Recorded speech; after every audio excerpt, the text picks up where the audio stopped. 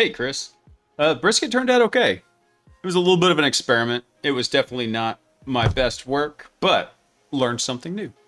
So it was good, though.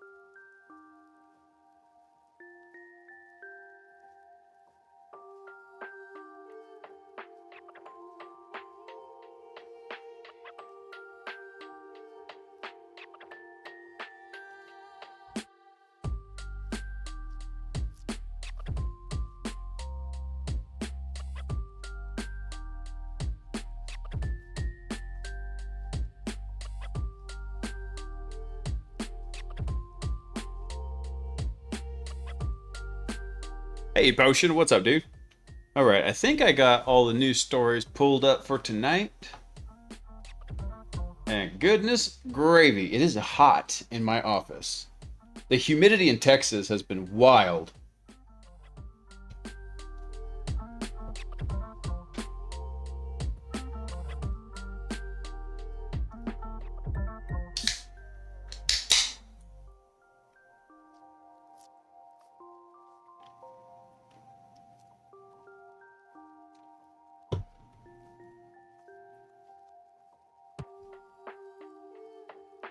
Yeah, so it's very poetic, Chris.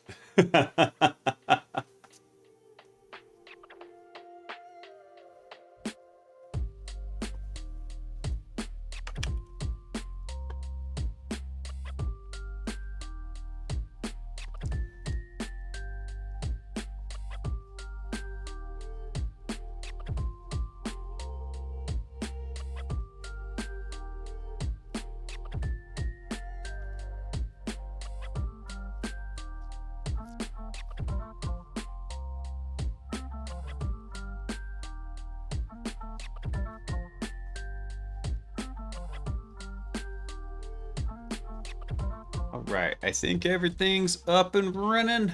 Think we're good.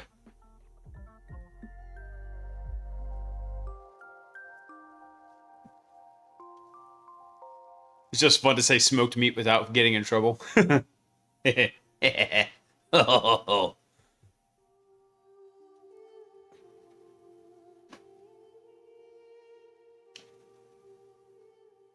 right, let's get this party started. Man, I just got back to working out again regularly. Why is everything still been just getting jacked up? OBS cannot make up its damn mind on what's going on here. Tears in the space-time continuum. That's what's happening. Hold on, is my chair up all the way? Yeah, sure is. I thought the kids might have messed with it. It feels lower. Anyway. Yeah, likely to be sponsored by Jacko. That's right. So, what's up, everybody? I hope you all having a fantastic week so far. I have just been running around doing craziness and trying to keep up with stuff. I got a new blog post I'm working on for a tool I'm getting ready to release. And then I think that's mostly it right now. Yeah. So hopefully it's going to be a little bit fun. It's going to be a little bit of a tech diary blog where it's like, hey, this is where I started. And here was the journey to try and get this tool built up and prepared. So that's what I've been working on. However, I'm actually off for the next 2 days because I'm going to the, what's it called? Board Game Geek Convention over at the DFW airport. So I'm going to be over there. My buddy is a huge board game aficionado, one of my best friends. And he's like, hey man, I got an extra ticket. You want to go? I was like, well, yes. Yes, I do. So I've been one time before, but it's been a while. It was before Agent Zero was born. So it's been like 8 years, I think. It's been a minute. Actually, no, I think he was still a baby. So anyway, like 7 years. It's been a while. But it's basically just a giant convention where a whole slew of folks that love board games get together and play board games. They got tables set up. You can just kind of float around, find people playing a game. It's a good time. I'm looking forward to it. Other than that, I smoked a brisket today. That's what Chris was talking about in the chat before the stream started. It was a little bit of an experiment. It did all right. Came out tasty. Not my best work. I'm going to give it a 5 out of 7. If I ever get the chance to drink a can of Monster with Blaise, I'm going to lift my pinky that I've made since I've made it to the top of the mountain. Bro, I am nowhere near the top of the mountain. Hey, Gromit, what's up, dude? Right back at you, handsomeness. So, but yeah, only thing that's been going on, that's about it. I'm not on an active assignment this week. Had a readout for the last client. They liked the work we did. It's been a good time. Just deving stuff away. Actually, I found a cool little project. Hold on, let me show you all this. Let's see. NPM CC usage. Here we go. So if you're ever wondering like how much you actually use when you're using a coding agent, this little program here will actually go through and it will pull all the logs from your system and it will tell you like how much you used for Claude, for Codex. And so Claude is a little bit of a special case, but I've got a setup with Codex going where I'm really churning. And I went and checked and I think I'm averaging like, I'm not sure what the average is, but I know that my total for like the last 2 months that I've been using Codex is something like 2.7 billion tokens. And I was like, dang. So I knew it was a lot. I just didn't know how much it was going to be. Definitely not token maxing. Don't even at me with that. No, it was just, I was curious how much I was actually burning to get some work done. I don't want to see so I can live in denial. That's right. Don't put me on the leaderboard, bro. I'm the official historian of the semi-handsome crew. Nice. All right, well, let's dig into some news here. Not nearly as a hair-on-fire news week as we had last night, but there's actually been some interesting stuff coming up. So let's kick it off with this one.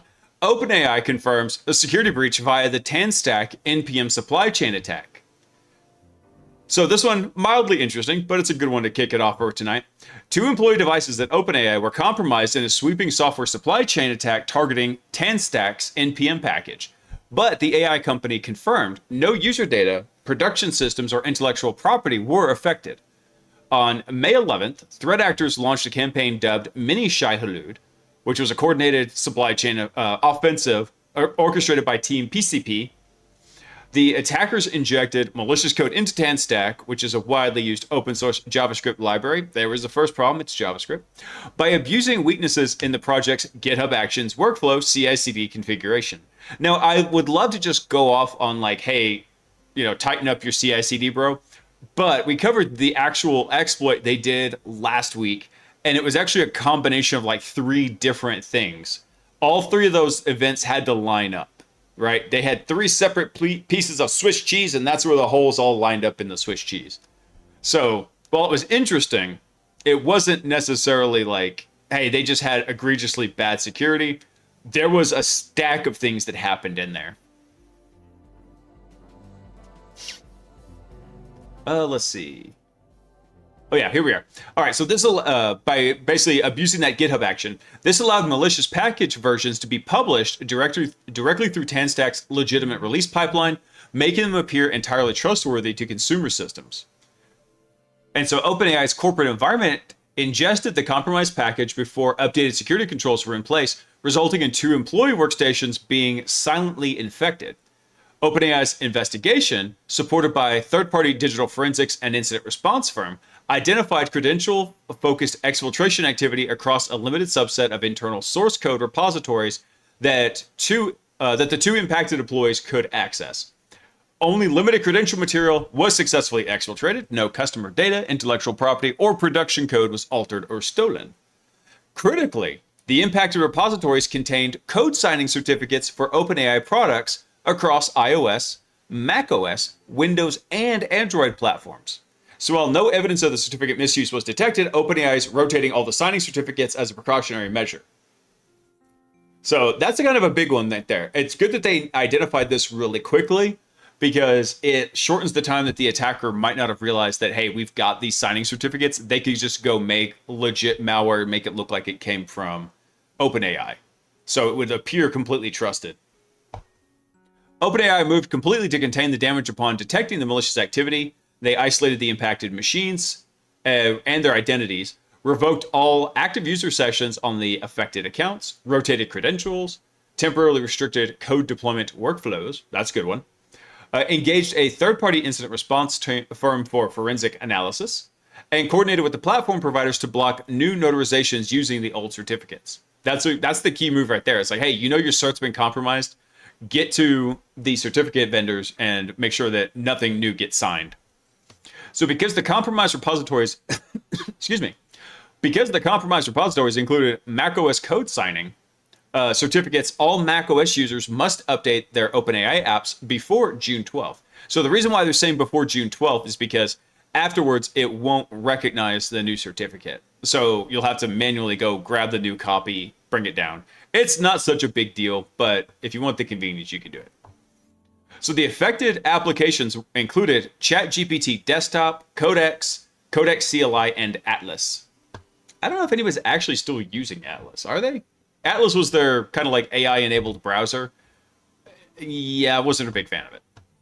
After June 12th, 2026, Apple's macOS security protections will block any app still signed with the old certificate from launching or receiving updates. Windows and iOS users don't need to take any action.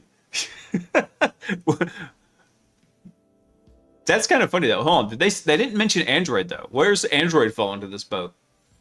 So users should only download the updates through in-app mechanisms or official OpenAI pages, yada, yada, yada. Okay, so the mini Shai-Hulud campaign extended far beyond OpenAI. It compromised hundreds of NPM and PyPy packages from projects including Mistral AI, UiPath, Guardrails AI, and OpenSearch.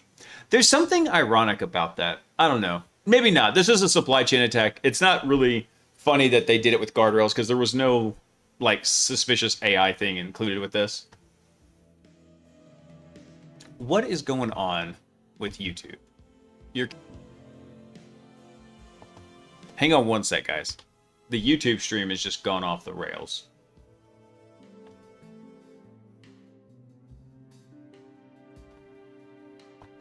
Let me see if I can fix this real quick.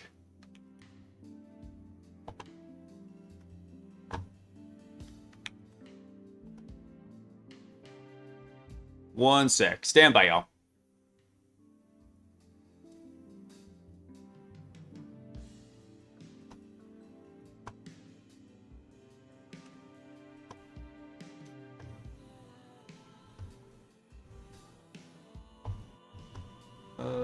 What's happening here? Okay, so that's back up. Let me check these real fast. All right, all those should be back up too. Okay. Looks like I think we're back online. Let me turn OPSEC mode off. All right. Apologies for that. Technical difficulties. Always on the YouTube side for some reason. Kick and Twitch are running great. YouTube, just always a pain in the butt. All right. Hey, Chucky, what's up, dude? Does anybody know any free resources for practicing the Sec plus PBQ questions? Hold on. I live in acronym hell, so remind me what PBQ is.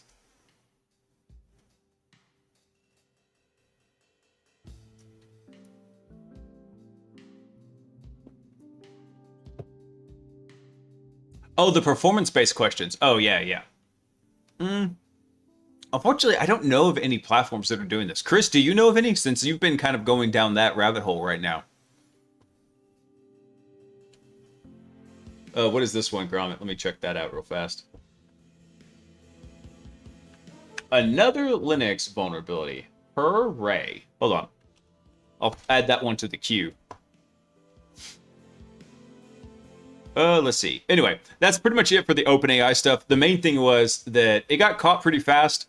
They remediated it, and then they're having to rotate signing certificates because of it. Let's see. By the way, our ever favorite chaotic neutral reverse engineer, Nightmare Eclipse, has come up with another, what is this? Another kind of ode into Windows again. Hold on, let's see what he says here. So after reinvestigating the technique used in green plasma, it turns out that something else is still vulnerable to the exact same issue that was reported to Microsoft 6 years ago. So I'm not taking full credit for this. James Forshaw from Google's Project Zero found the vulnerability and reported it to Microsoft, and it was supposedly fixed as CVE 2020-17-103. However, a researcher who's a friend of mine pointed out that the routine might still have a vulnerability, which is something I considered but brushed off because I thought it was impossible for Microsoft to just not patch this or roll back the patch. We've seen them roll back patches in the past, right? We've seen regression reintroduction of vulnerabilities. I think PBQ practice is exclusively for handsome practitioners. Let's see. Hang on.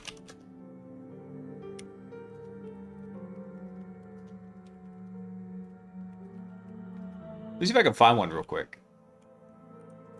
Because the last one I did for that was probably about 12 years ago, I think. Yeah, it was probably about 12 years ago when I was studying for my CISSP.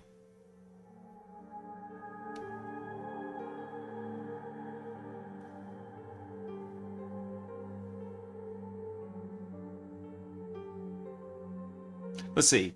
Chucky, check out How to Network. I've never looked at them before, but supposedly they've got free PBQs. That might be a good starting place for you. Let me see. How to Network.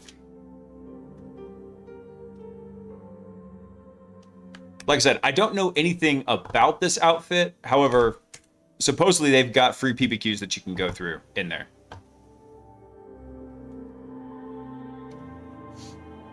All right, let's come back over to this. What was this? Mini plasma. So after investigating, so he's talking about he didn't think that everybody thought this had been patched. It was supposedly patched in like 2020. After investigating, it turns out the exact same issue that was reported to Microsoft by Google's Project Zero is actually still present and unpatched. So I'm unsure if Microsoft just never patched the issue or the patch was silently rolled back at some point for an unknown reason. The original proof of concept by Google worked without any changes. Damn. So to highlight the issue, I weaponized the original POC to spawn a system shell. It seems to work reliably in my machine, but success rates may vary since it's a race condition. That's awesome. Hey, Disclosure, what's up, dude? Happy Wednesday. Wonderful, wonderful Wednesday. It's a wonderful Wednesday. It's the best. It's huge. It's the best day of the week. It's the day we do hacker news. It's amazing.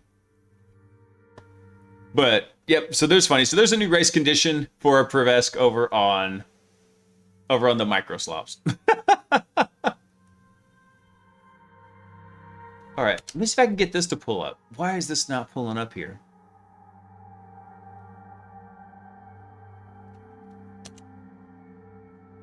You're killing me, Smalls. Why is this not coming up? Hang on, let me see if I can find it over in the news stream again. By the way, all the links to everything we're reading, I'll try to pin them as we're going through it. Yes, Jocko in possession right here.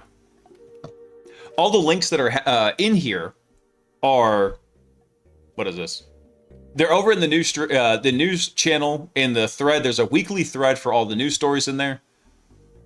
But I also will try to remember to pin them as they come up. Hold on, where was this? Here we go. Now it's coming up. Okay, cool. I don't know what changed, but there we go. I'm going to save this one for just a little bit because there's another funny one here I want to cover. Here, oh, wait, hold on. I'm forgetting. I just said it. Yeah, those were ugly colors. There we go.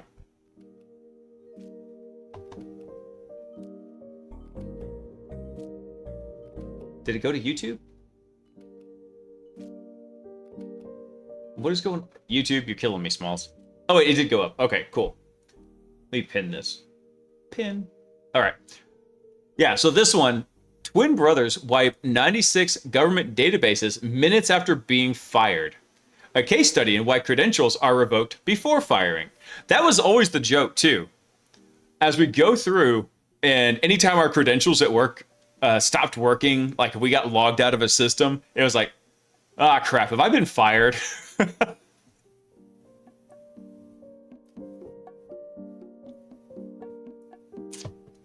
Okay, so update on How to Network. That platform for a 7-day trial is $1 and then $29 per month.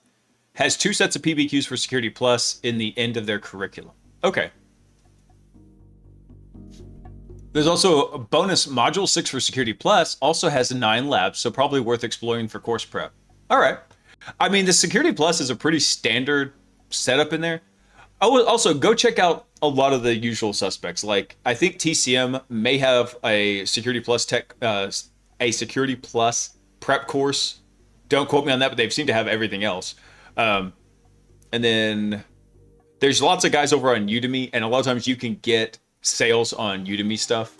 Get them for like $10. They just won't probably have that. They're definitely not going to have that PBQ quiz platform in there.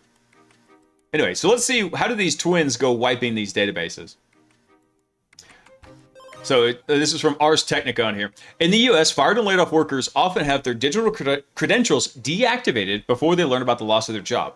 Indeed, the ability to log into a corporate system may be the first an employee knows of the situation. Yep. Although not a generous or humane approach to staff reduction, it does follow from the simple fact that a fired employee with access to a company system is a security risk. That's an insider threat. Just ask twin brothers accused of wiping 96 databases hosting U.S. government information in the minutes after both were fired last year from their shared employer. Drop the database. Boom, boom. So Munib and Sohab Akhter, now both 34, have been in trouble before. Back in 2015, the brothers pled guilty in Virginia to a scheme involving wire fraud in computers. Well, they've got it passed. Munib was sentenced to 3 years in prison, while Soheb got 2 years. So after their stints in jail, the brothers worked their way back into the tech world. In 2023, Munib got a job with a Washington, D.C. firm that sold software and services to 45 federal clients. Soheb got a job at the same company a year later. According to the government, however, the two couldn't stay out of trouble for long. For instance, in February 1st of 2025, Munib asked Soheb for the plaintext password of an individual who submitted a complaint to the Equal Opportunity Employment Commission's public portal, which was maintained by Akhter's employer. There's so much wrong with that statement. Let me finish it, though. Soheb conducted a database query on the EEOC database and then provided the password to Munib. The password was subsequently used to access the individual's email account without authorization. There's so much wrong with this. There's so much wrong with this. First off, it's really, really odd to see family members hired if they're not the boss's kids at a company, right? The second thing is, why the hell were the plain text passwords queryable from the database? Why were they not being hashed, especially if these are federal databases? And the third thing is, why is this person using the same password on all their systems? Password managers exist for a reason, damn it.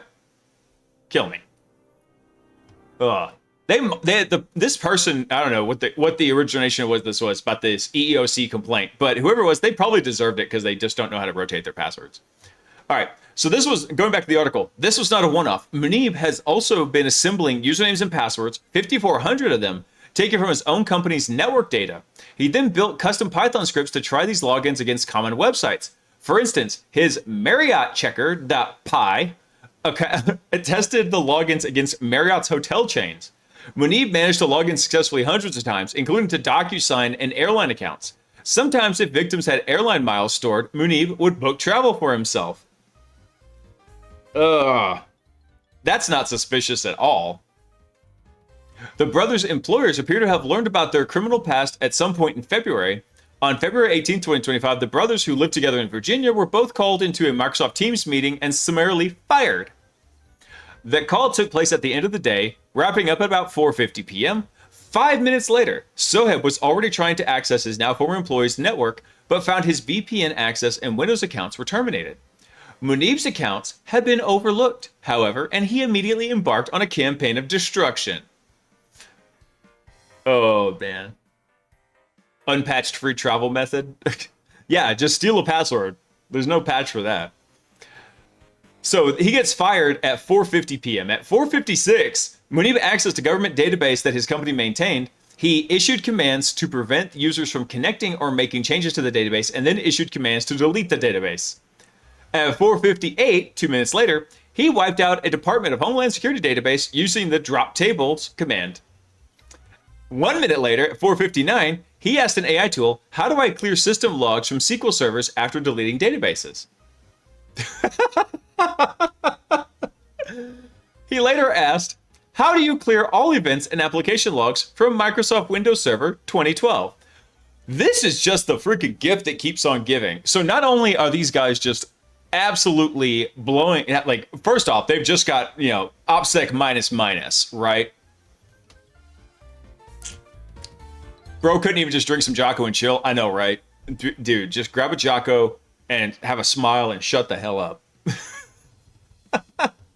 I want to know what AI tool he asked. Please tell me it was like DeepSeek or something. So in the space of a single hour, Munib deleted around 96 databases with US government information. He downloaded 1,805 files belonging to the EEOC and stashed them on a USB drive, then grabbed federal tax information for at least 450 people. Good Lord. Good Lord, son. All right.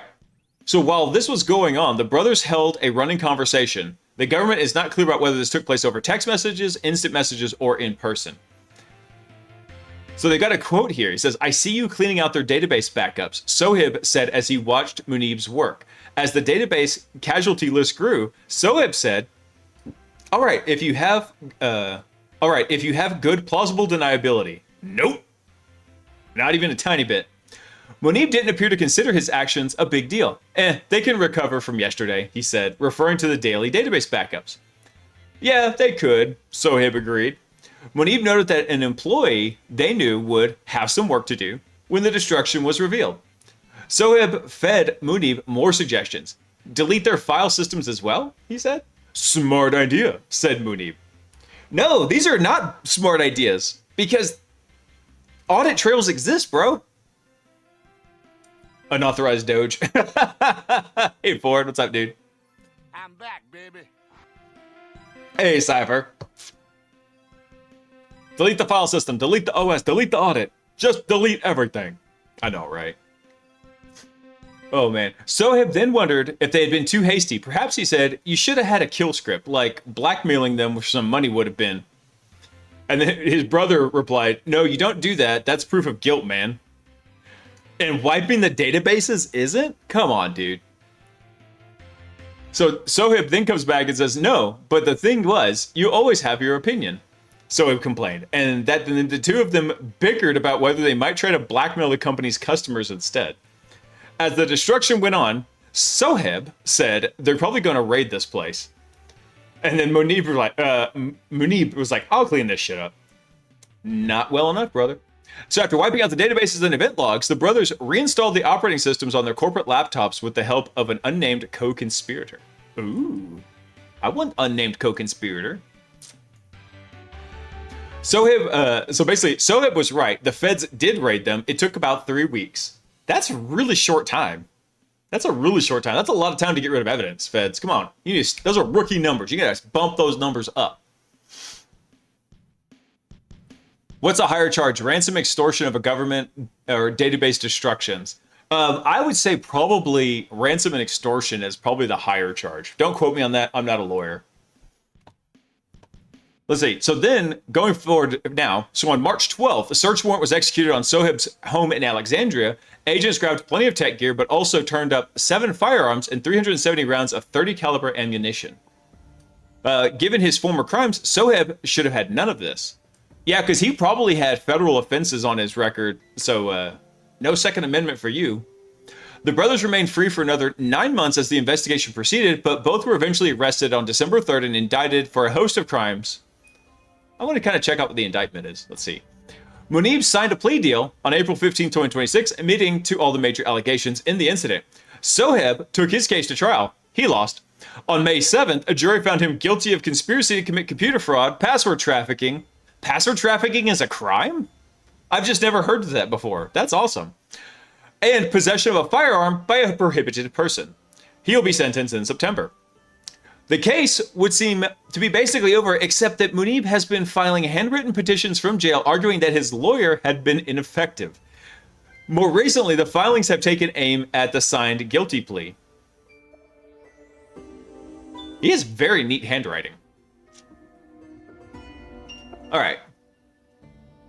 God guide my words, he wrote in a one-paragraph letter to the judge on April 27th.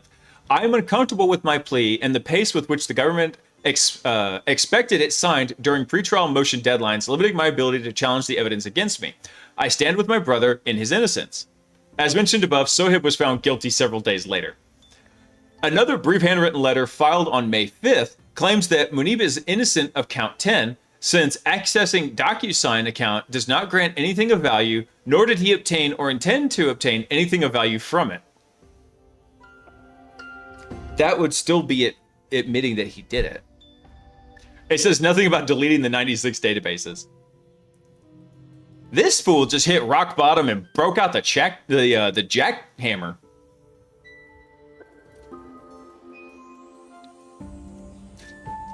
$370 rounds? Nah, Potion. Those are rookie numbers. Those are rookie numbers. Let's see. A third letter, also filed on May 5th, asked for permission to proceed pro se, that is, with Munib functioning as his own lawyer. Yeah, that's a bad move. This is generally the kiss of death for federal cases, since like many intelligent but overconfident defendants with plenty of time on their hands, Munib wants to give it a shot. It may well turn out to be one of his smart ideas. Quote. Don't do it. Don't do it. There's a reason why the feds have like a 98% conviction rate. It's like, you just don't want to go to federal trial. What's hilarious is they forgot to turn the team's call with HR, so the whole thing was being recorded. Wait, hold on. Gromit, they left the team's call going?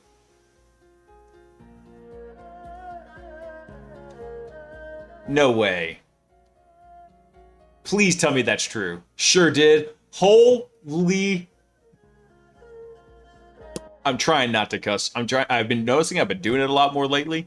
I'm trying to rein that back in. The swear jar's getting kind of fat right now. Damn. So we actually had someone do that one time. When we were interviewing this lady for our penetration testing team, and there was a couple of guys in the office, and there was like 2 or 3 guys that were remote. It was a panel interview, and we told her, hey, yeah, cool, we're done. We're going to go ahead and, compare notes and everything, and we'll get back to you. And she said, okay, cool. She turned off her camera, she muted her mic, but she never disconnected. And the guys were not really saying anything, talked for about 30 seconds, and then we're like, wait, she's still on the call. Given the kind of work that you do when you're in offensive security, that actually got her a couple extra bonus points. Not gonna lie. Oh, so that's where the transcript came from. They left the HR call up. Damn. That is... Well, these guys had OPSEC fail written all over them anyway. Let's check out what the update say. Update. The company that employed the brothers went unnamed in court documents but was identified in the press as Opexus.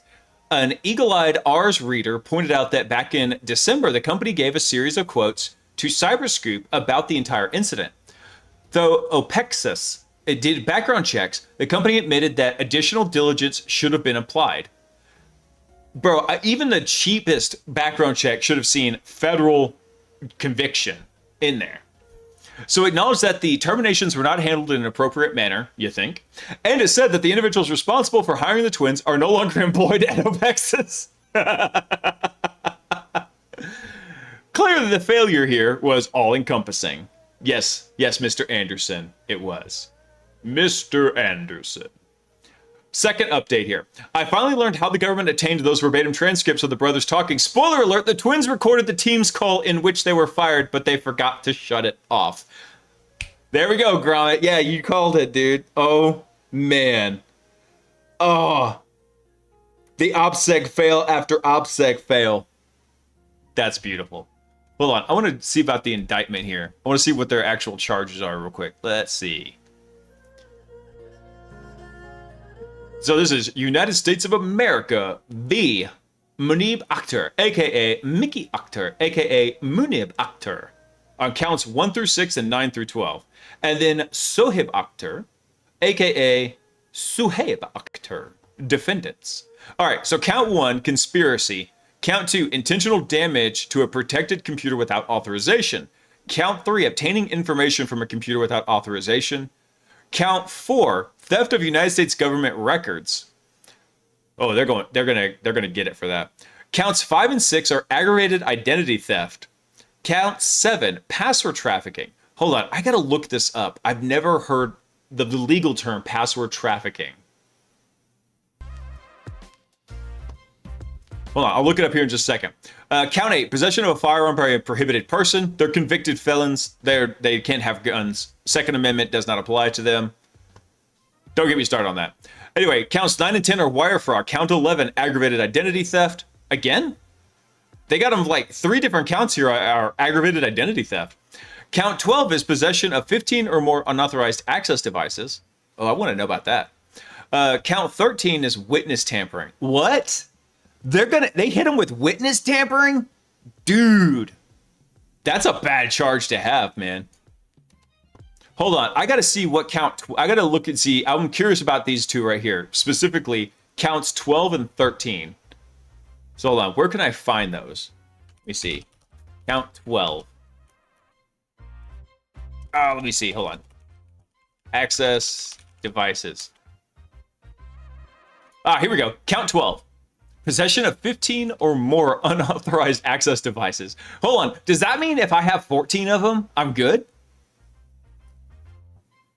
I'm curious because the way this is worded, I'm like, okay, am I limited to 14 unauthorized access devices? Like, can I have 14 flipper zeros, but as soon as I get 15, I'm a felon?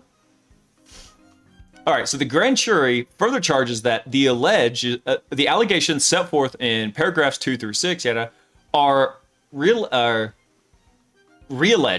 and incorporated into it fully set forth herein. So on or about December 3rd, 2025, in the Eastern District of Virginia, the defendant, Munib Akhtar, knowingly and with intent to defraud, possessed 15 or more unauthorized access devices. That is, usernames and passwords capable of providing account access. That's a weird way to define a device. Okay. And this is without the authorization of the issuer of said access devices affecting interstate and foreign commerce. Okay. So hold on. So what's the password trafficking part in here? Hold on. Where was that? Password trafficking. Let me see. That count was... Because I'm very curious about this. Password trafficking. Count 7. Okay, hang on. Let's see. Count 7. Here we go. So on or about February 1st, 2025, in the Eastern District of Virginia and elsewhere, the defendant, Sohib Akhtar, knowingly and with intent to defraud, trafficked in a password or similar information through which a computer may be accessed without authorization, affecting interstate and foreign commerce, and such computer was used by and for the government of the United States, specifically a password providing access to Company 1, computer used by the United States EEOC, and an email account owned by Victim 3. So hold on, how is password trafficking different from the other charge? Sorry, I didn't mean to do amateur lawyer, but this is just fascinating, and these guys went on the absolute worst Bonnie and Clyde escapade ever.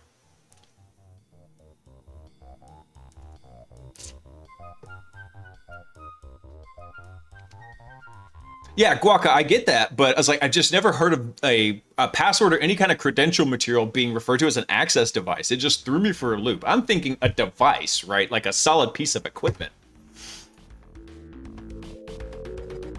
Oh wait, hold on. I got to know about this witness tampering one. Hang on. Before I go further down the rabbit hole. Okay.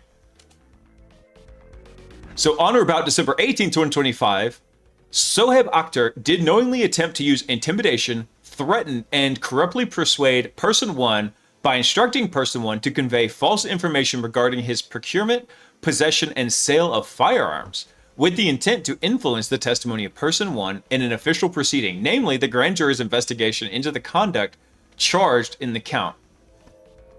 Hold on. So this is paragraphs 41 and 42. Hold on. I want to go try and find those real quick. Let me see. I'm curious what he did. Because I got to be real with you. These guys don't sound like they're really that intimidating. I'd be interested to see pictures of them. Hey, Max Vane, what's up? Yeah, witness tampering. These guys, hang on. The pinned comment went away. Here we go. So this is the article we're covering, and it's about two twin brothers that just absolutely BTFO'd themselves out of ever having a normal life ever again. So hold on. So 42. So they were charged with basically being convicted felons in possession of a firearm, which is not allowed. Okay, here we go. So on or about March 16th, Sohaib Akhtar, knowing that he had been convicted of crimes punishable by imprisonment for a term exceeding 1 year, specifically conspiracy to commit wire fraud, conspiracy to access a protected computer without authorization, and conspiracy to access a government computer without authorization in the United States, did knowingly possess 7 firearms. That is a Springfield Armory US M1A rifle, an H&R Arms M1 rifle, a Marlin Firearms Company Greenfield Model 60, a J.C. Higgs Model 42 22 caliber rifle. Oh, come on, 22 is barely even a gun. A Ruger 22 caliber pistol, a 38 caliber special revolver, and a Colt Woodsman 22 caliber automatic pistol. Wait, hold on. This is all for... Hold on. They said 42 and 43 were witness tampering. Hold on. Witness tamper. Let me see. Ah, here we go. Okay, so Sohaib did knowingly attempt to use intimidation. Hey, hold on. That was the other one. Where's the first one? That's count 13. Yeah, they mentioned paragraphs 41 and 42. This is bogus. Court documents are stupid.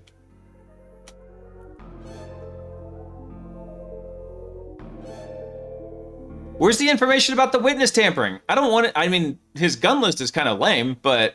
Oh, wait.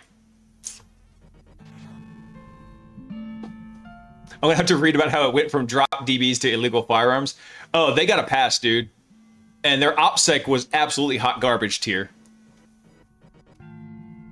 Okay, hold on. I gotta know what password trafficking is. Password trafficking law. I gotta know what this is.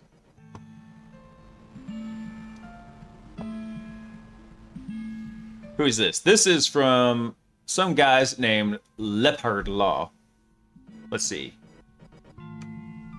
Trafficking in passwords involves the selling, distribution, or transferring of passwords or similar information to access a computer system without authorization.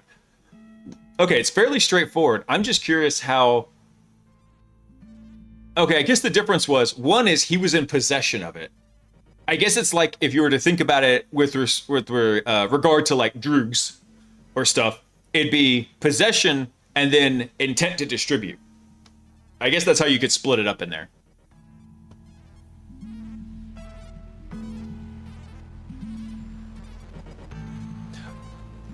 Oh, wait, hold on. So you said go check out paragraphs 57 and 58? Okay, hang on. I gotta find this.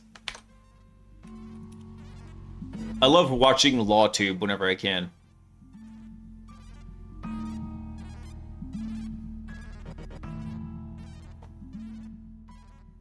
Yeah, so we read this. This was the witness tampering actual, like, count that they were charged with. But it references paragraphs 41 and 42. And so it just says that they used corruption, but they used intimidation, threats, and corruptly persuaded a person and instructed them to convey false information. I just wanted to know, like, what did they actually do? All right. Enough of this. We got other stories to cover, but that one was wild. That went way weirder than I was expecting it to go. Very weird. All right, let's see here. Another Linux exploit. In fact, we've got two of them in here. This one is SSH keysign pwn. So, read root-owned files of as an unprivileged user pre certain commit kernels. Everything is stable. So how does this work?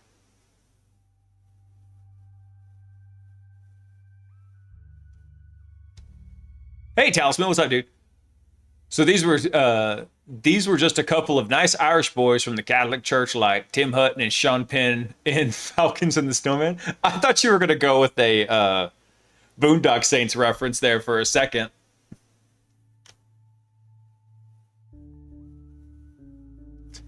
Don't tell anybody I purchased these crappy guns from you, or I'm gonna give them back. One click at a time. Oh, Mr. Colt, the inventor of the original point-and-click interface. All right, so what was the bug here? So the bug is ptrace may access function skips dumpable check when the task is null. Do exit runs, exit mm before exit files. So no mm, FDS still there. What is it? I don't know what this is. This is a terrible write-up. It looks very interesting though.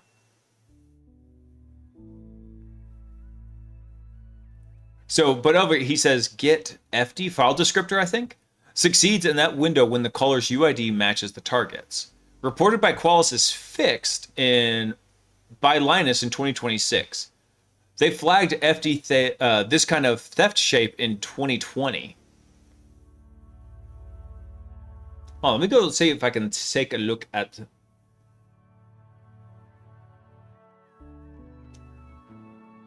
Oh, I'm not going to be smart enough to read this. I know I'm not.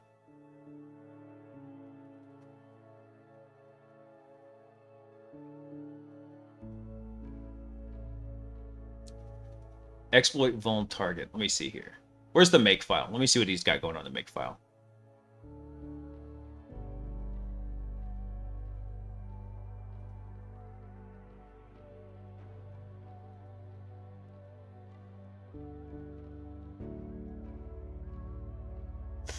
Yeah, pre-Turing point and click in here.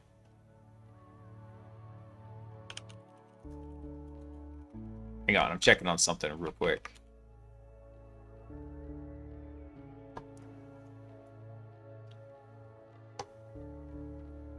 Yeah, because I was trying to remember something about make file structure. This actually builds 4 different ones.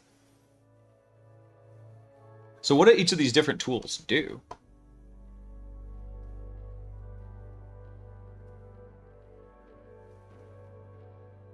So SSH keysign pwn is for the host keys. Change pwn root will give you the Etsy shadow contents. Oh, let's go look at that one real quick. Change pwn. Let's see. Hold on. How did he do this? Oh, change pwn root was the argument to it. Okay. So what's he bringing in here?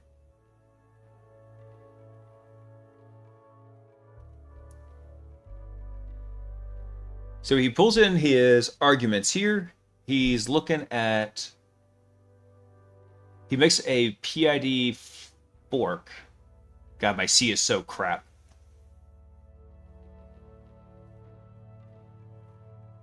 Hang on one sec. I'm trying to see what he's doing. So he's looking at the process.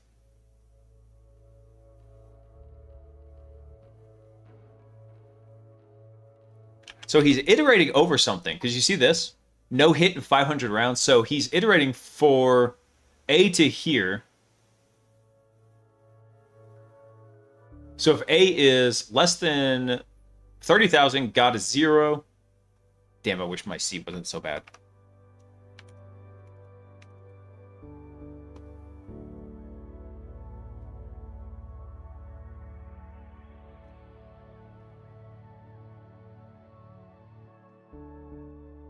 Where's got actually being affected in here? Let me see. So got is -1, and got is going to equal s. S is going to be defined as...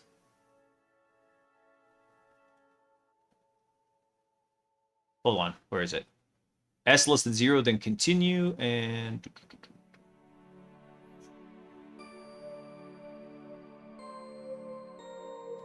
Hold on, I threw it into Grok real quick to see what it was doing. Forkson runs the change tech-l root before the change drops the permissions using the pdfd open and pdfd get fd to grab its etc shadow fd. Ooh.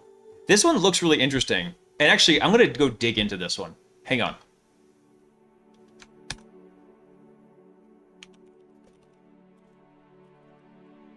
Hold on, but I'm going to send this over to Harvey real quick.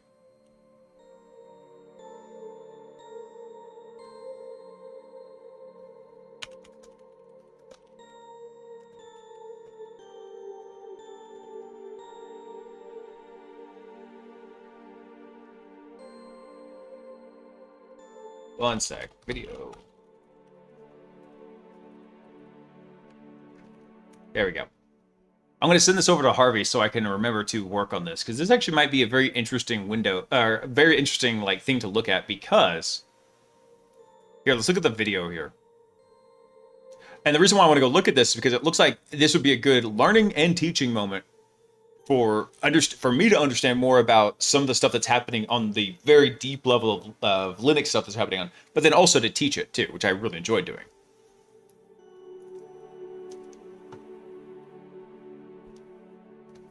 Oh, this is trash. I can't just pause it. It sucks. Okay, you can see it going through and dumping the SSH host in there. All right, hold on. So now we've got another one though. Pin theft.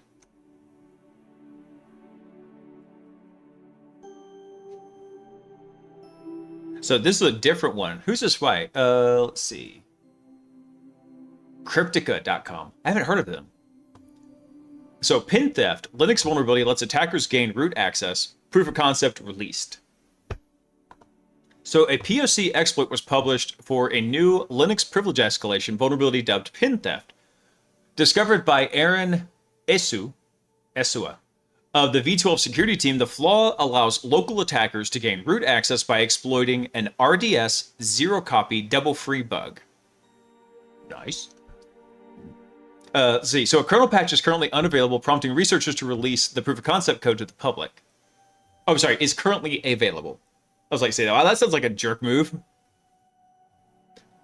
Pin theft joins a growing list of recently disclosed Linux vulnerabilities, underscoring the ongoing security challenges with complex kernel networks and asynchronous I/O subsystems. The vulnerability resides within the reliable datagram sockets, which is RDS, zero-copy send path. Specifically, there's a function in there called RDS message zcopy from user, pins user pages one at a time during execution. Dude, are we doing memory pages again? Because damn. I cannot have every one of these memory page exploits have a name to them. That's too many named exploits. If a subsequent page faults, the error path drops the page it already pinned. A critical flaw emerges later, during later RDS message cleanup, which drops these pages a second time because the scatter list entries and the entry count remain active after the zcopy notifier clears. What? So the double free condition allows each failed zero copy send to steal exactly one reference from the first page. And so to weaponize this reference count bug, the pin theft exploit leverages IO U-ring. The attacker registers an anonymous page as a fixed buffer, assigning the page a full pin bias of 1024 references. Oh man, I wish I understood this. It's really interesting, but the only way you're going to learn this stuff if you don't understand it is just keep reading it. Because eventually, your brain's going to find a place to organize all this information. So this says, the exploit then systematically steals the references through failing RDS zero copy sends until the IOU ring is left holding a stolen page pointer. This unique methodology of stealing the full pin references is what gives the exploit its name. So hold on, what are they doing here? So the POC or repository provides a highly structured exploitation sequence to achieve root access while attempting to prevent permanent system corruption. So here's the chain of events it goes through. The target selection locates a readable SUID root binary, prioritizing executables like su, mount, and passwd. A safety backup of the on-disk binary is created before exploitation to allow for manual restoration. Page setup maps 2 pages and marks the second one with prot none. So the 2-page RDS Z copy send will predictably fail. Okay, I wonder why it fails. Stuff I'm learning, man. Been doing this a long time. There's still stuff. There's still so much I don't know. Let's see. So the fixed buffer registration pins the target page using the IO ring register buffers, adding 1024 references. A daemon child holds a cloned fixed buffer open, preventing the buffer to unmap from corrupting reclaimed pages later. Reference theft occurs as the exploit executes 1024 failing RDS 0 copy sends, double dropping the first page during error cleanup. The page cache reclaim evicts the SUID binary's first page, reallocating it immediately to the stolen IO ring fixed buffer entry point to a live page cache. Dude, this is another one I'm gonna have to go research. So a dangling fixed buffer uses the IO ring opread fixed to overwrite the cache with a small malicious elf payload, granting a root shell upon execution. Nice. So when the exploitation primitive is while the exploitation primitive is architecture independent, the embedded shelf elf provided in the POC is specifically compiled for x64 environments, which most Linux should be running these days. Well, maybe not most. There's some. There's lots of ARM out there now. Let's see. The vulnerability requires a specific kernel configuration to trigger successfully. Oh, that's funny. That is hilarious. Man, Linux is just getting worked over lately. Lots of worked over. Oh yeah. Not sponsored by Jocko, which you can't really see because that's green yet. All right, let's see. Also, I forgot about this. Apple's mail drop had an issue with it. What was this? Apple mail drop URLs expose unsigned, client-controlled file name, size, and icon parameters. Phishing-grade identity spoofing on iCloud.com.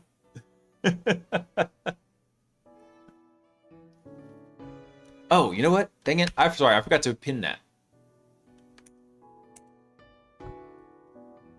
Hey, Rabbit, what's up, dude? Linux is being worked over in a good way, at least to have the source and the findings. Yeah, exactly. No, it's good that these things are being found, right? We'd rather find them and know and have the hard lesson than the hard lesson be somebody went and found it and weaponized it. Let's see. So Apple's mail drop attachment service presents receipts with a download page on iCloud.com. The URL it generates contains 3 unsigned client control parameters: a file name, file size, and a user key. Any party with a mail drop URL can rewrite the F and Z values to basically anything they like. The spoof link still works, still lives on iCloud.com, still shows Apple's interface, and serves the underlying file with a content disposition header bearing the fake file name. So this is a phishing primitive hosted on Apple's own domain. It was first reported to Apple Security on 7th of July, 2023. At publication, 34 months later, it remains unpatched. Nice. I do love a good phishing primitive. All right, so let's take a look at this. Apple's mail drop attachment service hosts mail attachments up to 5 gigs and presents receipts with a download page on iCloud.com. The per attachment URLs it generates contain 3 client-controlled unsigned parameters. So we have file name on the landing page, also the file size, and a user key, kind of an opaque token. It's used in the CDN pathing, used as an identity, but no binding to any of the other parameters.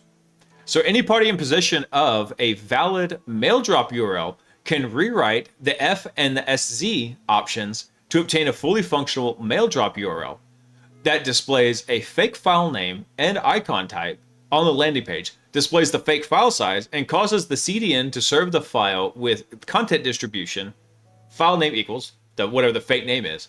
So the browser saves it under the fake name regardless of what the file's actual MIME type extension, basically the actual MIME type or extension. The URL remains on iCloud throughout. So there's no visual indicator that displays any of the metadata to a sender controlled rather than the server attested. So basically, they talk about, in the technical details here, the URL structure. So there's a canonical mail drop URL shape to it, where you have iCloud.com/attachment, and then we have a U parameter, which is the percent encoded inner CDN something. Can't read it because there's a button behind it. But then we have the user key, the file name, and the file size. What is this? Hang on. Oh, it's just URL, the CDN URL. Aha. So you basically go put your phishing payload up there, you change F and SZ, and you make it look completely different and legit. So, I mean, the original file you uploaded could have been, sucker, you about to get pwned. I'm gonna pwn you, sucker.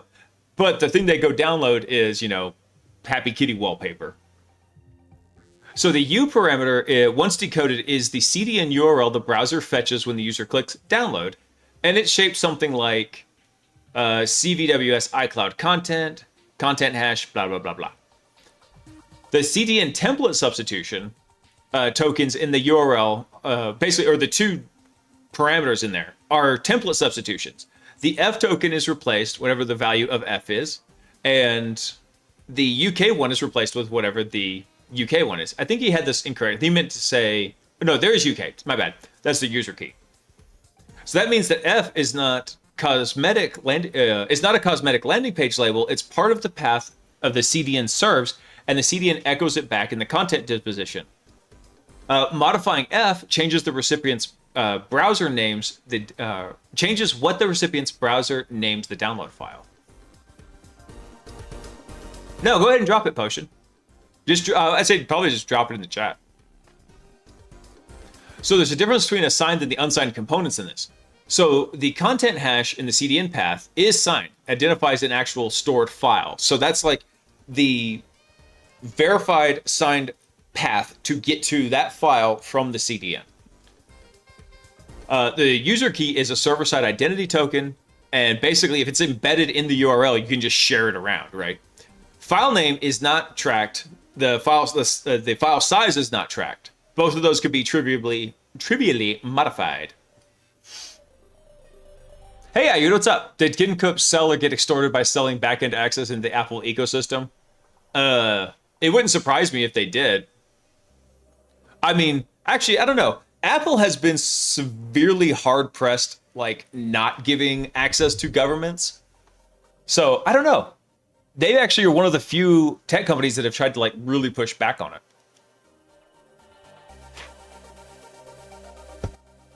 So this is funny. They've got a simple Python proof of concept that basically goes through and rewraps the URL. That's funny. Actually, hold on. Let me actually read what they say about this. So a short Python script captures the entire primitive, giving any valid mail drop URL. The script parses the 4 parameters, prints the detected template variables, and produces a spoofed URL. I mean, that's still pretty easy. But anyway, yep, that's how... typically, you would kind of call this an open redirect, but it's not really. It is more of...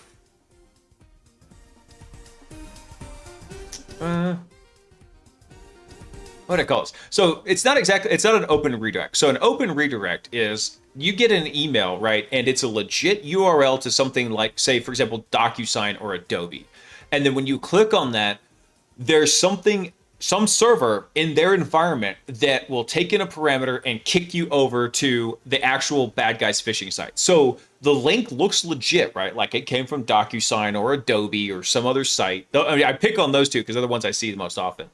And then, so it passes all the URL scanners and a bunch of the email hygiene stuff. However, this is a little bit different where it just looks like somebody is sharing something from iCloud with you. That's pretty funny. Dude, I'm doing really great, man. I had a very busy week, but it's been a good week in here. All right. I don't know what you wanted me to show on this potion, but there's something called Exodus Pay. Your money is yours, truly. Send, spend, and earn. Move money worldwide and pay with your your free debit card while staying in control. Oh, it's just a new crypto wallet? I gotcha. Gotcha. Well, there you go. If that's your thing, go check it out. I don't know anything about it. I tell you guys, hang on one second. I gotta go let Peaches out. She is dying. I will be right back.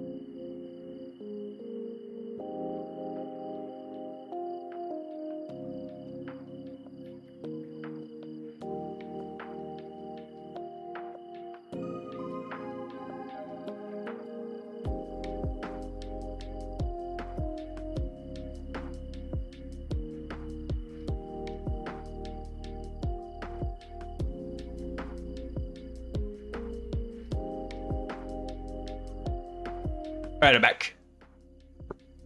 I'm back. Potion. I can neither confirm nor deny that.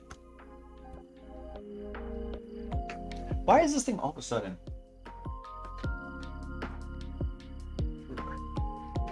The green screen is pissing me off. There we go. It's catching a shadow because there's a bar right here. And it's making a hole in the space-time continuum right there.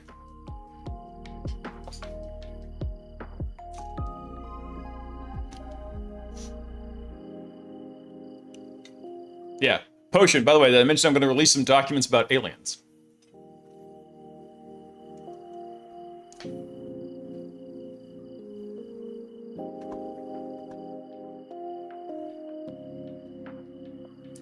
All right, hang on one sec. Let me pull up the articles that Potion just sent real quick.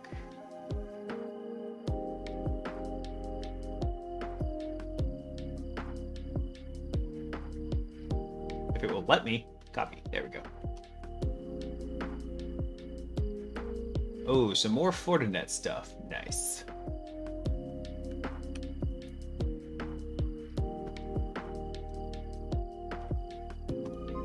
Pure Logs delivery via Paul Runner's steganography. Oh no.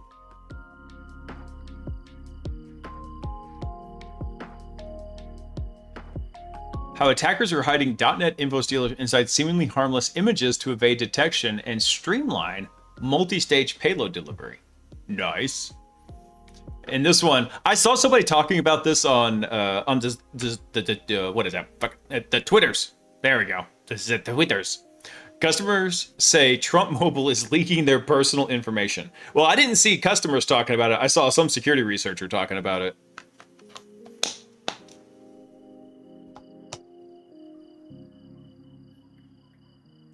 Aliens. That's right. All regarding aliens is total BS, but my curiosity is what you guys know about the missing NASA people.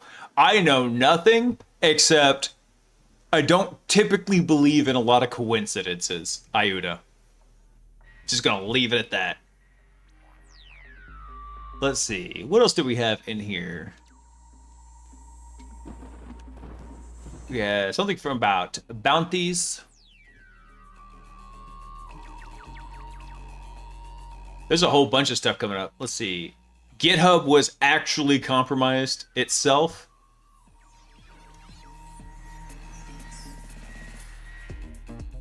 Yeah, this one, actually, let's go ahead and talk about this one. Basically, I love this guy's synopsis of it. Who's Darren here? Let me see. Software engineer and barbecue lover. Nice. Microsoft's GitHub was compromised when a Microsoft developer using Microsoft VS Code installed a rogue extension from the Microsoft VS Code extension library, which is moderated and hosted by Microsoft. I guess I'll be reevaluating my life choices. That's right. Yes, definitely get the reevaluation done. So, what happened was, we're sharing additional details regarding our investigation into unauthorized access to GitHub's internal repositories. Yesterday, we detected and contained a compromise of an employee device involving a poisoned VS Code extension. We removed the malicious extension version, isolated the endpoint, and began incident response immediately.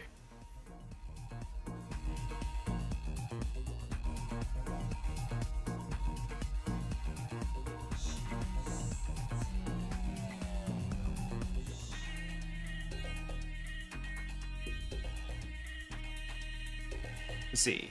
Hey, Kankles, what's up, man? We're talking about GitHub getting BTFO'd, basically. Again. Actually, the harshest take I heard about this was someone saying, well, how did they find an uptime window long enough to exfiltrate everything? I was like, damn! Somebody called the burn ward. We had an incoming victim. There's a large dump net on the forums. That's what I heard, Gromit. From VX Underground, he was posting screenshots of what was being shown on the the underground forums. I don't lurk there anymore. That was times for my youth. Anyway, so going on here. So GitHub themselves posted this. Our current assessment is that the activity involved exfiltration of GitHub internal repositories only. The attacker's current claim of 3,800 repositories are directionally consistent with our investigation so far. Ooh! Hack the planet. Microsoft's getting whacked lately. They are, dude. They're taking it on the chin from many directions. So we moved quickly to reduce risk. Critical secrets were rotated yesterday and overnight with the highest impact credentials prioritized first. We continue to analyze logs, validate secret rotation, and monitor for any follow-on activity. We'll take additional actions as the investigation warrants. We will publish a fuller report once the investigation is complete. Nice. And then, of course, there's always this one. I wake up, another product got unauthorized access.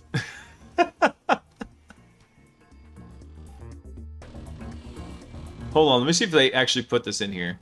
Yeah, this one too. This was straight fire. Google when someone hacked my account. Google when I just try to log in from a new device.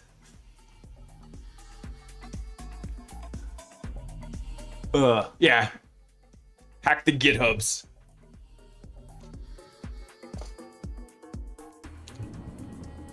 Are they using Claude or Copilot for their analysis? I know, somebody up here said it was GitHub. Hi, I'm GitHub. I got hacked. Great, let's secure your account. Oh, man. IT people need to focus on world events and people being targeted. Dude, there's so much going on right now. Let's see. Hold on, I want to go check out this thing real fast about what was up with Trump Mobile leaking customer data. This is from TechCrunch. President Trump's namesake cell phone provider and smartphone maker Trump Mobile is leaking customer data, including mailing addresses, email addresses, according to reports. On Tuesday, YouTuber CoffeeZilla, love CoffeeZilla, and Penguin Zero. Wait, who's Penguin Zero? I know that name.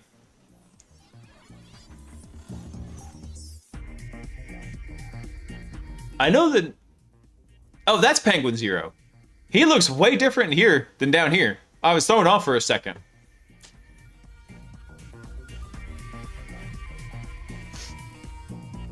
Hey, Saint, what's up, dude? That's Moist Critical? Gotcha. That's how I know him. I never heard him as Penguin Zero. It's always Moist Critical.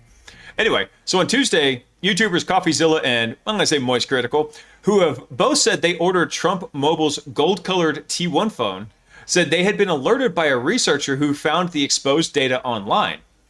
So I know that because, sadly, I am one of those customers whose mailing address, email address, everything short of credit card number is being leaked, said CoffeeZilla, who has rise to fame investigating crypto scams.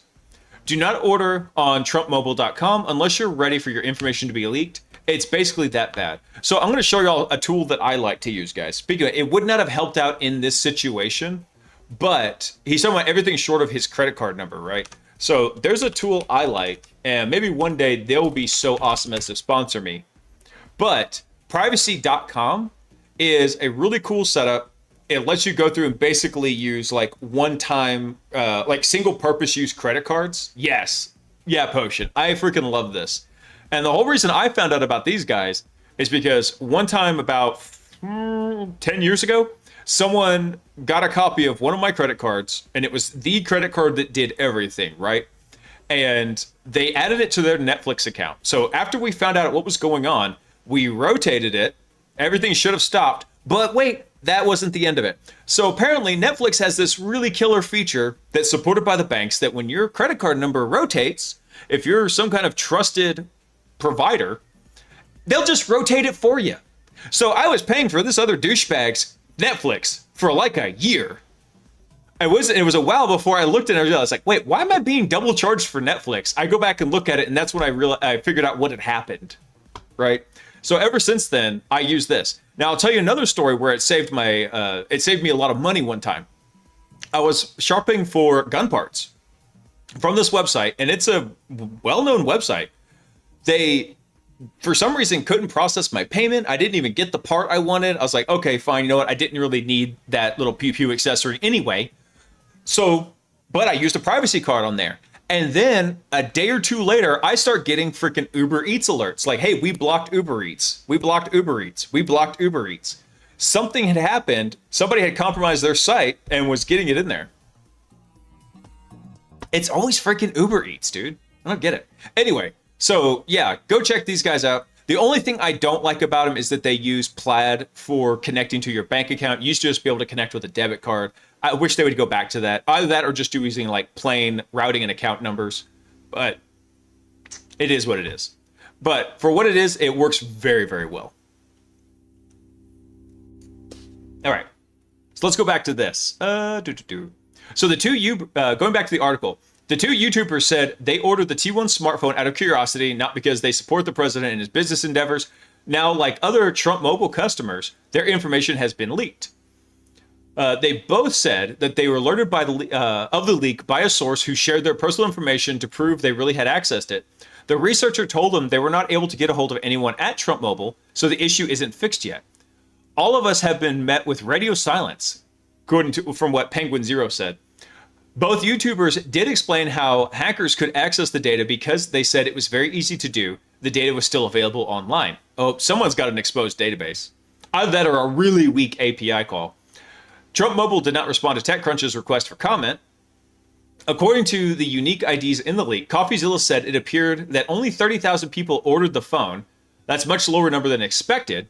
I mean, it's kind of more than I would have expected. Last year, according to an estimate, there had been 590,000 pre-orders with a cost of $100. Let's see. Trump Mobile was announced last year with the promise of delivering a made-in-the-USA phone. It turns out, according to NBC, whose reporters got their hands on the device some 9 months after it was supposed to be delivered, Marketing materials now say the phone was designed with American values in mind and shaped by American innovation. Oh, they conveniently dropped the made in America. The Verge and others found that the phone sports an American flag with only 11 stripes instead of a dozen. Oh my God. Really? Really? Does no one QA anything anymore? Good God. Although it's possible that the graphic designer intended the Trump mobile logo to be the 12th stripe. Okay. That's still really lame. Anyway, so yeah, there we go. Another, probably unsecured database. That's probably what it was.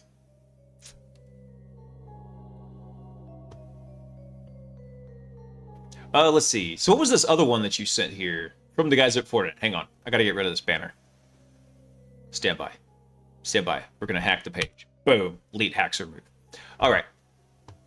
Delivery of pause runner steganography. All right. Let's take a look at this. Can I zoom in on this and get rid of your sidebar? Good enough. Oh my God. Your website CSS is bad and you should feel bad. All right, here we go. So the use of steganography in the threat landscape continues to accelerate. Does it? Anyway, threat actors are increasingly shifting from direct encrypted transfers to legitimate file plus hidden data model, effectively masking their next stage payloads within everyday media. Dun dun dun. FortiGuard Labs recently uncovered a phishing campaign that abuses environment variables to hide malicious commands and uses Pause Runner as a steganography loader to deploy a .NET info stealer called Pure Logs. So they send an attachment. It's got a JS VBS, environment variables. They run it through some PowerShell, and then Paul Runners downloads your stuff, and then Pure Logs. Boom. So the blog outlines the malware's delivery vector, or this blog outlines the malware's delivery vector and provides a technical analysis of Paul Runners and the subsequent deployment of an evolved Pure Logs payload. So the attack campaign begins with a phishing email containing a TXZ archive. This is an XZ compressed tar file. I've just never seen TXZ before. I've always seen like tar GZ. Let's see. It uses an invoice-themed lure and a sense of urgency to prompt the recipient to open the attachment without delay.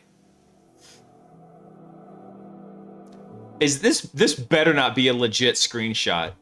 Because who in their ever-loving mind is going to fall for that? Look at this signature. If you send me something with a pink signature, you're going right in the trash bin. My users, I'm sorry for it. Why QA if you can use your users to QA in production? That's right. That's right, Mr. Vane.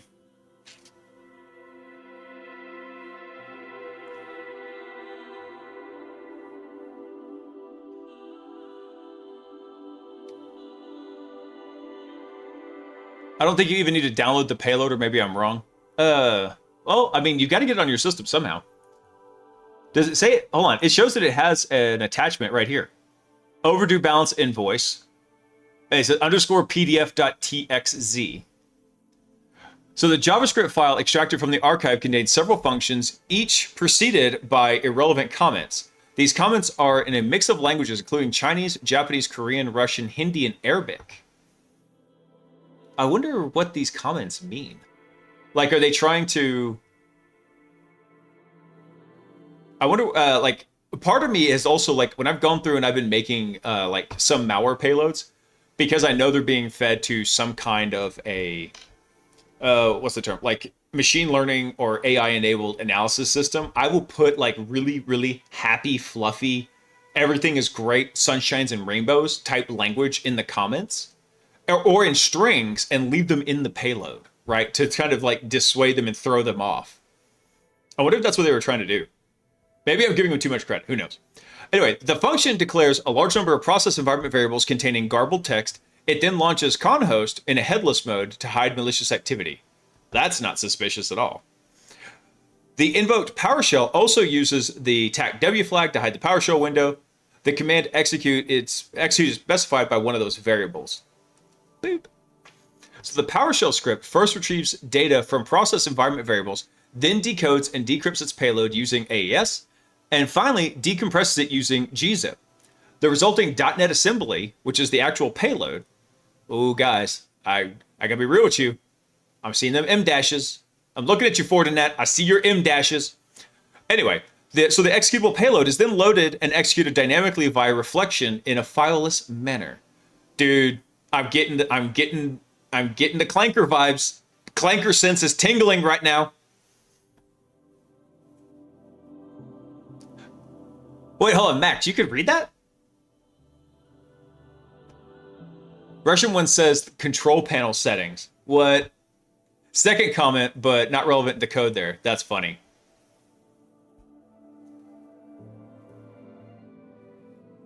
Clanker man, does whatever a clanker can. Spot on. Awesome. Potion. Amazing. That's awesome. I don't even need Chat GPT. I have chat. I have original chat. Yeah, I read that in that theme, Potion, and now that I have sang it on stream, everybody's going to read it like that.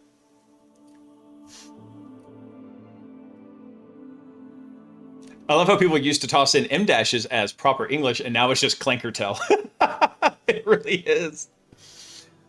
Alright, so let's go back and see what the function's actually doing here.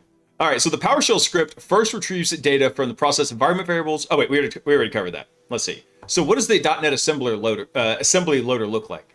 So the .NET assembly will decrypt and load the next stage, which is also an executable file.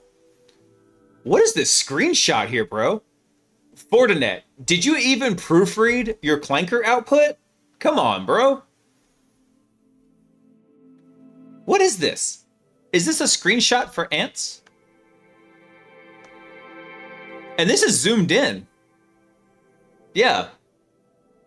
Maybe if I throw this on like an old CRT, the screenshot will be like actually readable. Maybe that's it.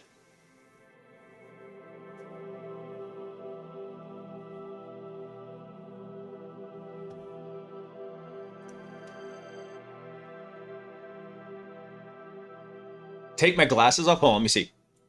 I can read it. Hold on. Right here it says written by ChatGPT. Right there. Yep. Take my glasses off. Instantly readable.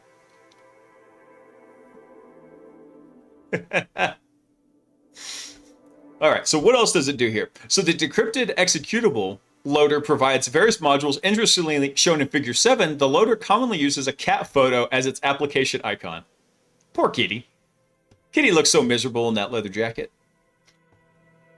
So the loader initializes static fields with configuration data, including an encrypted payload URL, user agent, seed, magic number, and a bunch of other stuff. Additionally, it loads native libraries and resolves addresses for necessary API functions. Ooh, nice. They're doing dynamic address. Hold on.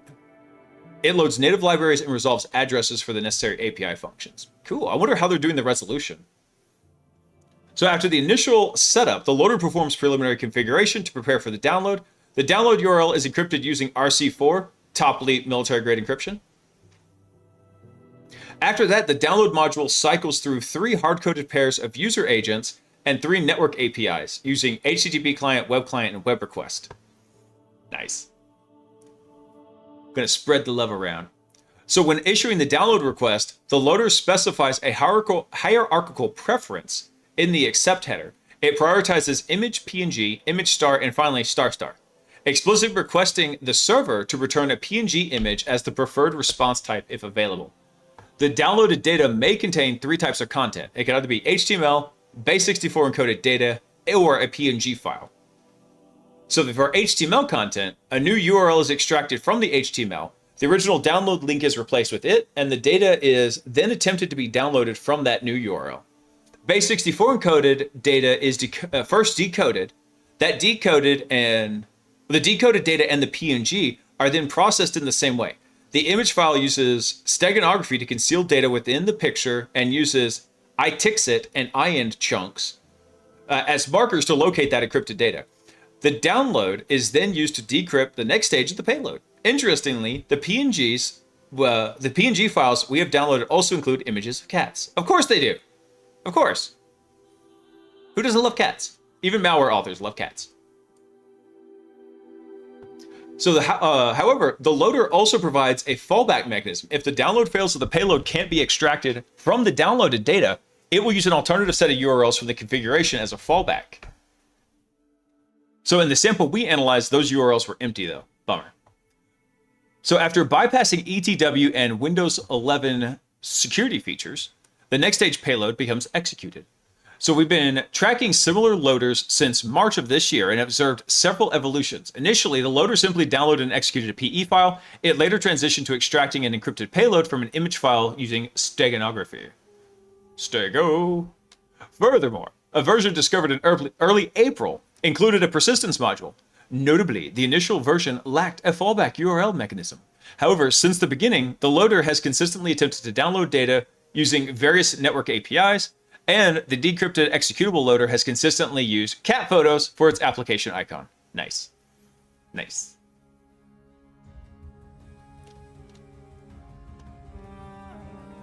The cat apocalypse. That's right. Since y'all were talking about cats earlier.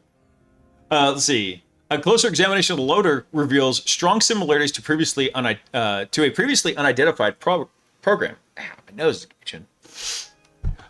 Its initialization routines, naming conventions, and methods of resolving the required APIs functions are very similar to those of that program. Consequently, we chose to name the earlier sample and call this one Paw Runners. Nice. Paws. Little jelly beans. So Pure Logs is actually what the whole end goal of this is trying to get up and running. Pure Logs is an info stealer from the Pure family of products developed by PureCoder. As the most prominent member of the Pure family's malware, it uses .NET Reactor for protection and employs protobuf serialization for its configuration data. So in this attack campaign, the executable first loads a resource-only assembly that contains no executable code, just resource data. That's kind of weird.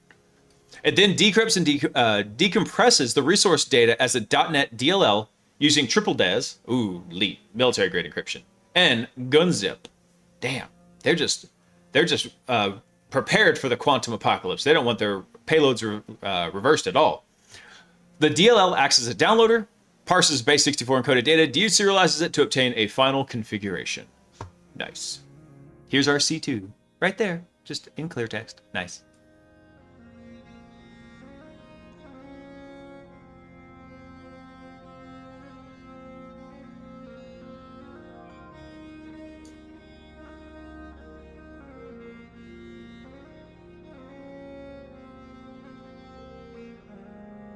So why don't people the likes of Sans DFIR defend for the sense of USA, Mexico, and Canada? I'm not sure what you're asking, Ayuda. Tend to knock on the C2 and say hello. By the time this is published, it's probably been long decommissioned or rotated. All that work and no redirectors. I know, right? Dude, why do these guys just never seem to use redirectors? Oh no, maybe that was the redirector. Let's see. After retrieving that configuration, the malware extracts the C2 server details. Let's see. Mutex name, feature flags, yada, yada, yada.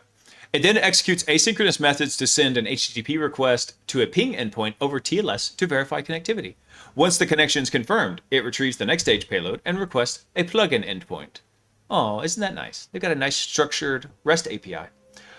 So the downloaded encrypted payload must be decrypted with AS256 CBC mode.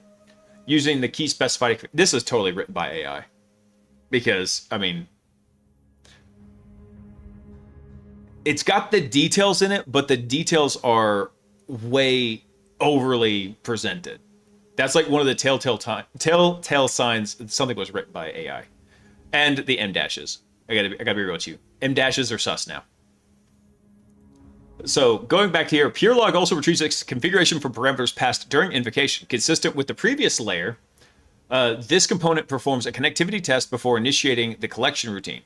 It collects the victim's information as detailed below and reports it to the command and control server. And see, nobody uses CNC server. It's always C2. So changing from like C2 to CNC, that inconsistency is also, for me, a telltale sign. Let's see. So it's going to go through and perform a whole bunch of serializations. All right, so the following list of stuff that's being targeted. Boom. Basically every browser under the sun ever created, going back to Netscape.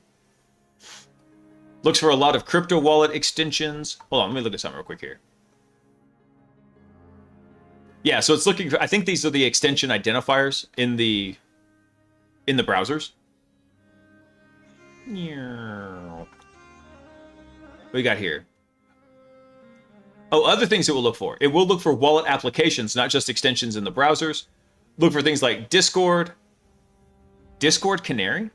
What is Discord Canary?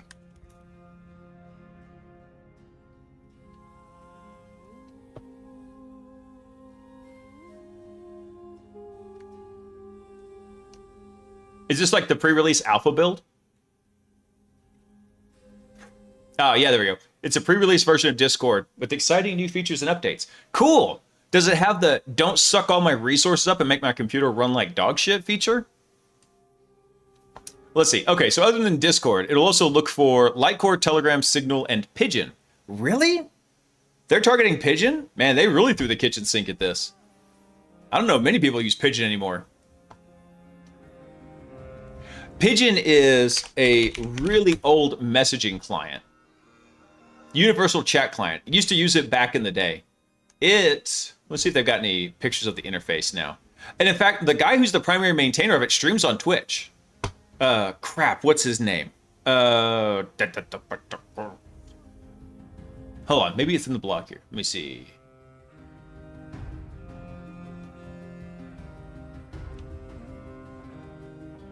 What's his name? I can't remember. He had been streaming on Twitch pretty regularly. I don't see him on as much anymore, like whenever I'm getting ready to raid out. Damn it, I don't forget his name. But he streams over in software and game dev. Super smart guy. Fun to watch him work on it. Is it better than ICQ? I think you can actually use ICQ with Pigeon. Pigeon ICQ plugin. The whole thing is plugin based.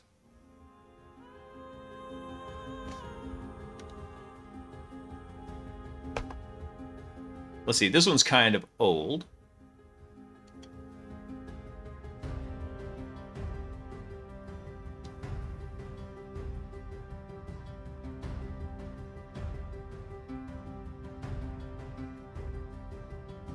Yeah, that's what I was thinking, Saint. I was like, because it's been I probably have not used Pigeon in damn near close to 20 years. So it's obviously changed quite a bit. Yes, ICQ does still exist. ICQ and IRC.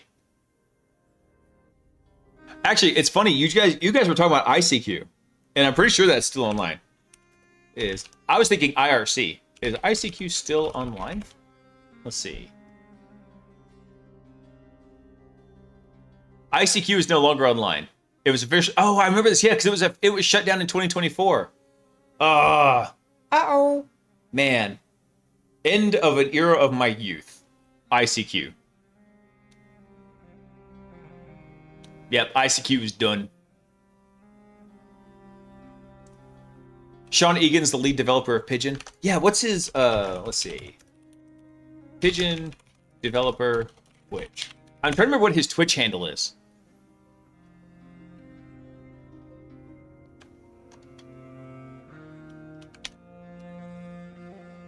No, he doesn't have his Twitch on here. Crap. I wish I could find it. Hang on one second. Let me see if I can find it real quick, because I want to give him a shout out. He's always working on cool stuff. Oh, let me see.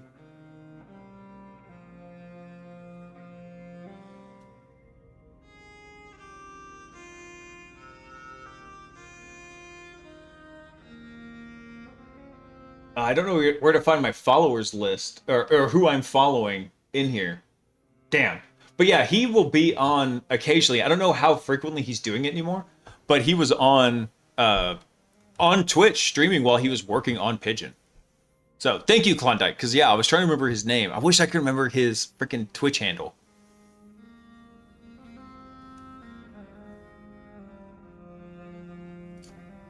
Yeah, it's saying also, I'm catching up on the chat for a second here. I felt really old whenever ICQ went offline.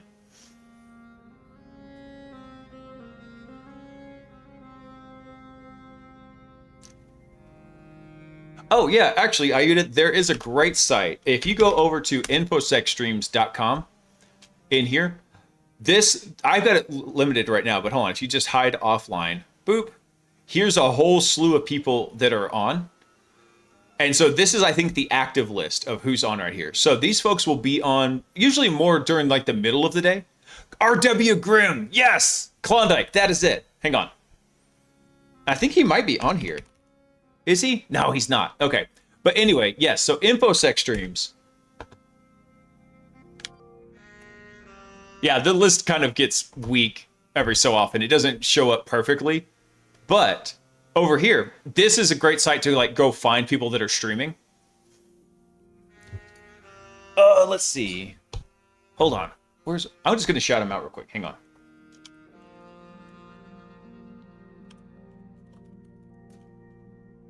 There we go. Yeah, Grimm is a really cool dude. When's the last time he streamed? Does he have his videos up? Let's see. It was about last week, so I think he's streaming about once a week right now.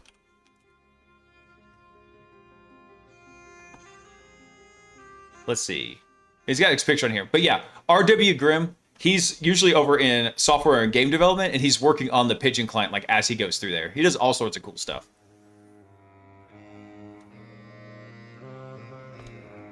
Hey, Bobby, what's up, dude? Let's see. On a list of your own, all the ones that you recommend. Dude, I follow so many folks. Let's see. Most of the folks I keep up with are usually over on X because I like seeing the stuff in real time. So VX Underground is by far one of the best. And let me see who else I can... Let me see who else is in there.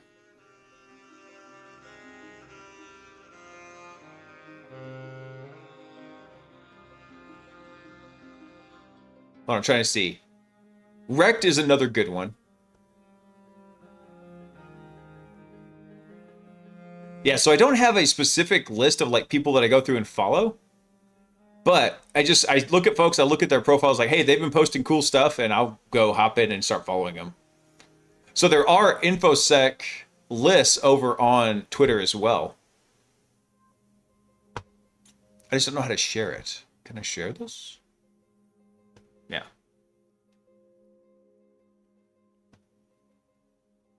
Yeah, hold on one sec, I'll show you who it is here. Wrecked. So Wrecked, another good one. Posts lots of great security stuff. Let's see. Who else do I have on here? Let me see. VX Underground we already talked about.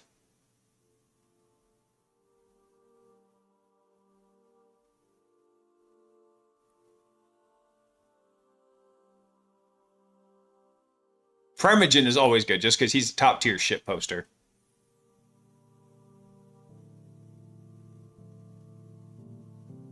I'm just going through and seeing like who was actually previously on the list here.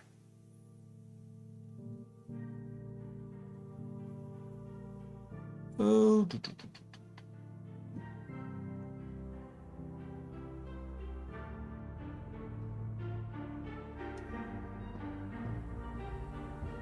Here's another one. He comes up with fun stuff all the time.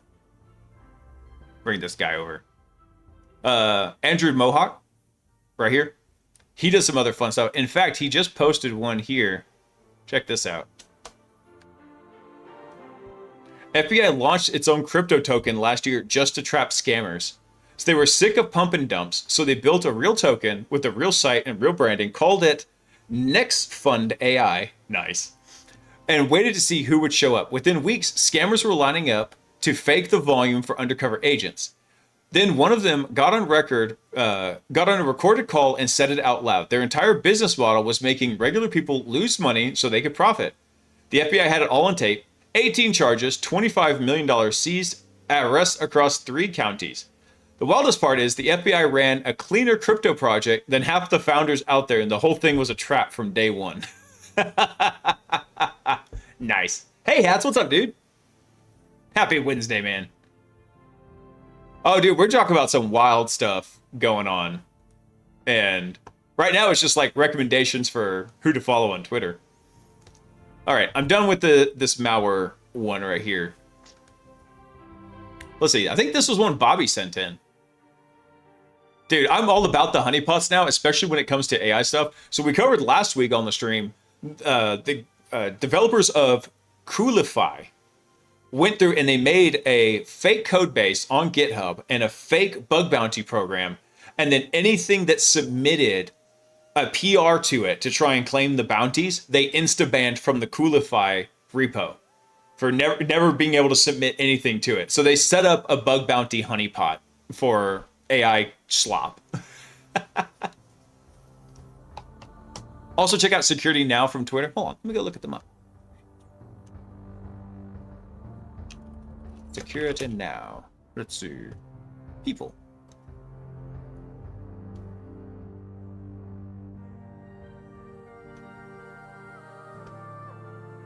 Is it this one?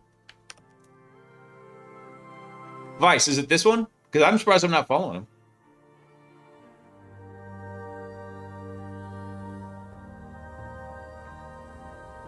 Yeah, okay. I'm surprised I'm not following him. We're going to fix that right now.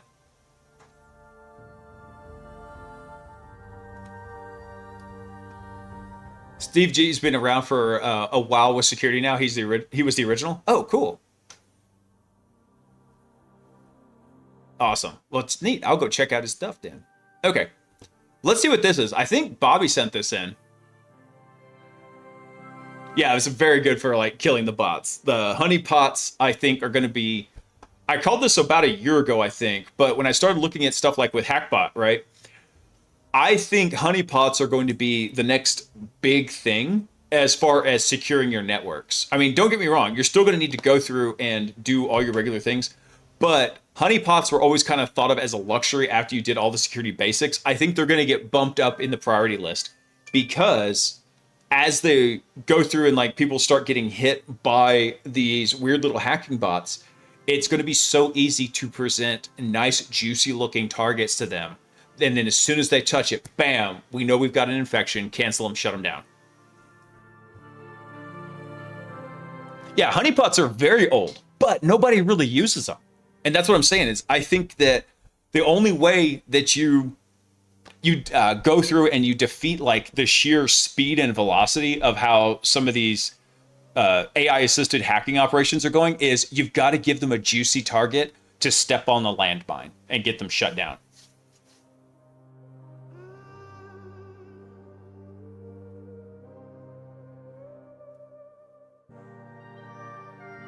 Ooh, shields up. Hang on, let me look at that real quick.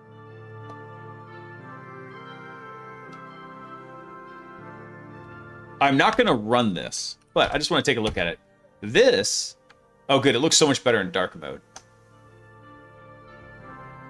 Our new perfect password facility is used by thousands of people every day to generate ultra high quality random passwords for securing Wi-Fi and other services.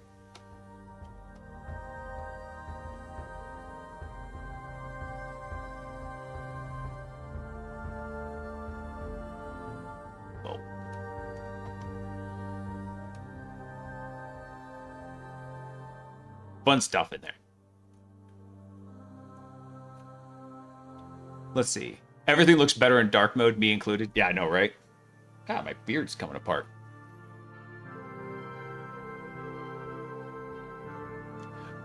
Society reached a level in IT, telecom, everything that normal people can't do anything. So for normal people, it's almost impossible if everything on the back end, top-notch, bleeding-edge tooling. I know, right?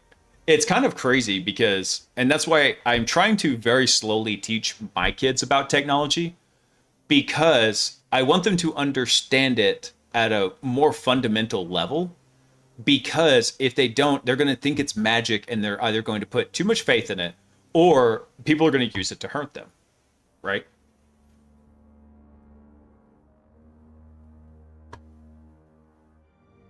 Yeah, Klondike, I'm not going to run that on stream. No, I'll check it out later, though. I'm curious about it. All right, so on. I think Bobby did send this. Let's see. CVE 2026-42897. Microsoft Exchange Server cross-site scripting vulnerability. So Microsoft Exchange Server contains a XSS vulnerability during web page generation and Outlook Web Access. Who is still using Outlook Web Access these days, man? Come on. When certain interaction conditions are met, arbitrary JavaScript can be executed in the browser context. Oh, Potion sent this one. Gotcha. Nice. Let's see if they have any details on this. Nothing yet. Let's see.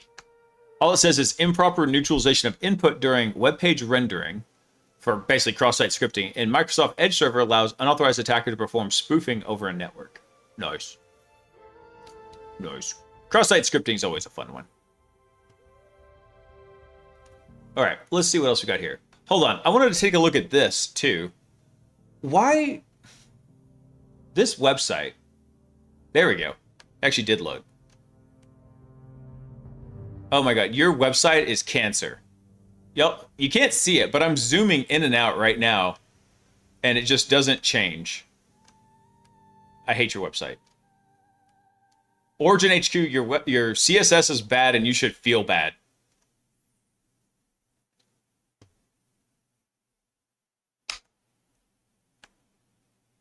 Like, I'm sitting here, I'm trying to zoom in on the page. Hold on, their page is just, the render is bad. Hold on. That's all right. We got a fix for this. What's the purpose of, like, I'm not a robot anymore? Because now they're just working on making sites, like, more friendly for robots.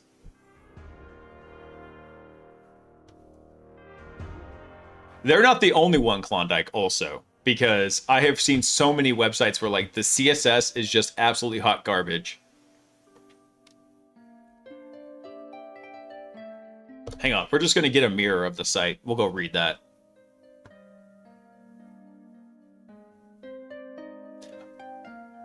Yeah, after we read this one, I got one more big one I wanted to cover.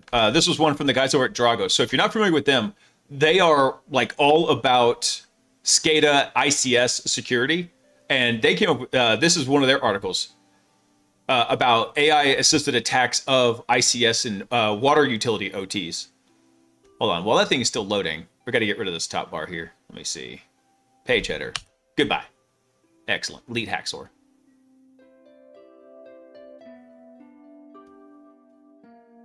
Heck, even Archive is having trouble with it. They're like, man, your website sucks. The marketing fluff around Mythos is crazy, and Anthropic is milking the cow for the last drop. Oh, I know. Glassing was based on Trend Micro's project Airser. Airser? And they started automated bug hunting in mid-2025 with their own models. I remember that, actually, yeah. Going forward, there will, it will be Trend's Zero Day Initiative, which will oversee oversee and handle responsible disclosure for anything found with Mythos. So they have a deeper partnership with both Anthropic and NVIDIA. I don't doubt it. I think we covered that on the stream whenever that came out. All right, here we go. Good, we can get rid of the horrible site. Hang on one sec. I'm still here. But I'm going to take my bedtime pills. And I don't want you people clipping me taking pills on stream because God knows what you'd put in there.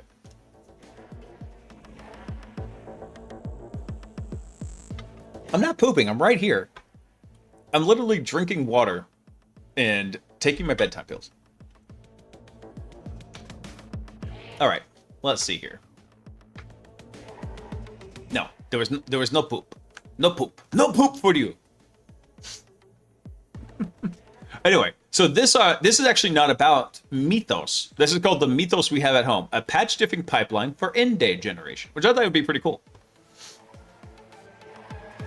Let's see. They had an update to it. I'm not going to worry about that. So Anthropic's Mythos preview and the growing number of Project Glassing reports around it make it hard to ignore where AI-assisted vulnerability research is heading. Pitch is simple. Point a frontier model at a piece of software, have it find and exploit a bug, surface the results, and have a defender fix it. Reading through the reports coming out of this work left me with a question of my own. How much can one researcher build with off-the-shelf parts? I'm going to give it to you straight, probably a lot. Especially if you're using one of those frontier models with an AI thing. I don't think this is largely a part of Mythos itself. I am really of the opinion that, yes, the models are getting more intelligent, they're doing a lot better, and they're also getting really hella expensive. Hold on, what was, let's see. Mythos expected API cost.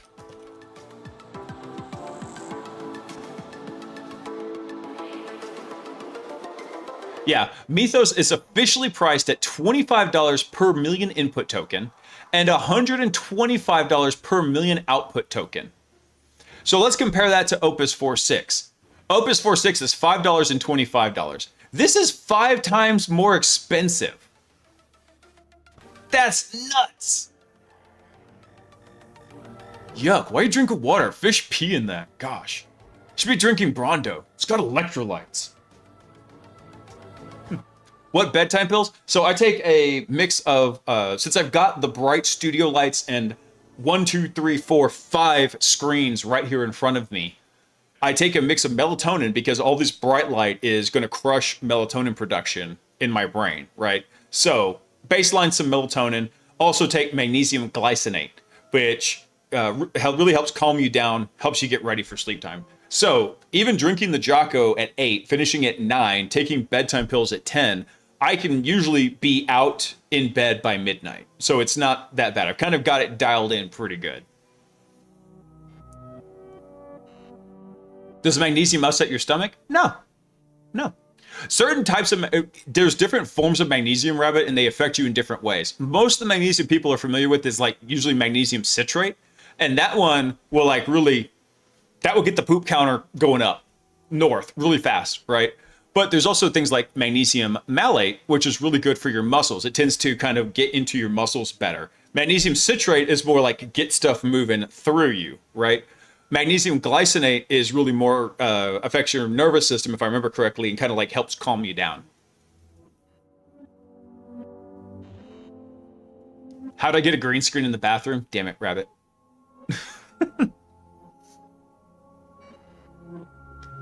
Opus 4.6 wasn't even able to resolve simple object conflicts in a simple 3D project. Yeah. And right, yeah, magnesium threonate is supposed to be very good for your brain as well. So if you've tried magnesium in the past and like you weren't happy with any of the results, look at which version of magnesium you were taking, because the different methods or the different versions affect different bodies or different parts of your body. See, I haven't messed with any of the Google 3.5 models yet. Was that Gemini 3.5 Flash, I think? Or some of those. I haven't messed with them very much. Actually, I've been really baselining, what is it? Codex 5.5, not Codex, GPT 5.5, GPT 5.5 and 5.4 Cyber models. So I've got access to the Cyber models, so I'm using them for developing a new tool I'm getting ready to release in a blog post coming up. Anyway, so let's go back over to this. He's talking about, hey, could we do this with off-the-shelf parts? There's already some people doing that. The whole reason I went off on the part about that is because I think the harness is really the big enabler for these models. So going back to this, he's wondering how much of this could one researcher do with off-the-shelf parts. So patch diffing felt like a natural place to start. It's a well-understood vulnerability research technique where pre- and post-update binaries are compared to identify what a vendor fixed. People use it for education, variant analysis, and less politely, generating in-day exploits against organizations that haven't gotten around to patching yet. Most of the workflow is repetitive and automatable. There's well-established open source tools to build around, and coding agents are actually pretty good at reading and reasoning about code. Go figure. So as my background is Windows security research, I gravitated towards the MSRC security update guide and the Patch Tuesday release cycle. What I ended up building is a 2-stage pipeline. PatchWatch is a Rust ingestion engine that turns Patch Tuesday releases into language model ready binary diff reports. POC Smith is an exploit generation harness built on the Claude Agent SDK that consumes those reports, drives a kernel debugger Hyper-V virtual machine through a research loop, and produces a verified proof of concept. Nice. So this runs in an environment equipped with a small set of purpose-built MCP servers like Hyper-V MCP, KD MCP, and also whatever what he made for this POC Smith MCP, and one existing excellent PyHydra MCP. Hold on, was that the one made by? Why is that going to like archive?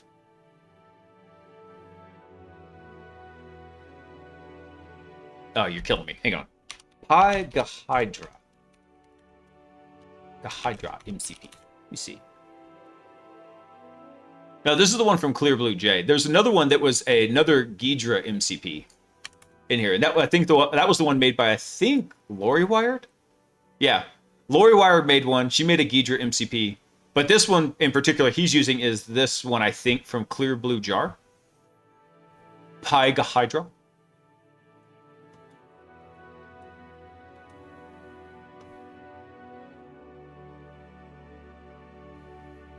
Let's see what else we've got here. Okay, so going back, he was talking about his various harness setups with his MCPs. So to check the pieces actually fit together, I picked a vulnerability from April 2026 release and ran it through the pipeline. So there were some plumbing and debugging panes to sort through, but without much guidance, the agent produced a surprisingly adequate end-to-end exploit for Microsoft Management Console elevation of privileges bug. I really hate this term. Why is it called an elevation of privileges? We already had an established term for this. It is a privilege escalation bug. And it works, and it's more succinct, and there's fewer syllables than elevation of privilege. That's my rant. I just don't like that term. So the full report agent generated the CVE. So I'm not claiming a frontier model breakthrough. I'm writing this because this is what one security researcher, a team subscription, and roughly $300 in API tokens can do today. As I'll put it, the moat around AI cybersecurity is in the system, not the model. True. Heck, there's a lot of people doing this with non-anthropic models. So the rest of the post walks through the system I built, the design choices that made it work, and what it implies for everyone on the defender side of the curve.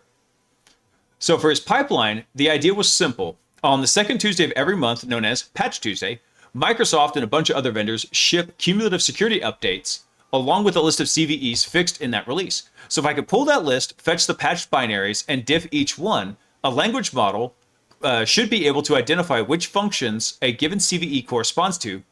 Fairly straightforward process. Not always so straightforward because they might patch multiple things in there, but it gives you a narrow list instead of just the whole binary.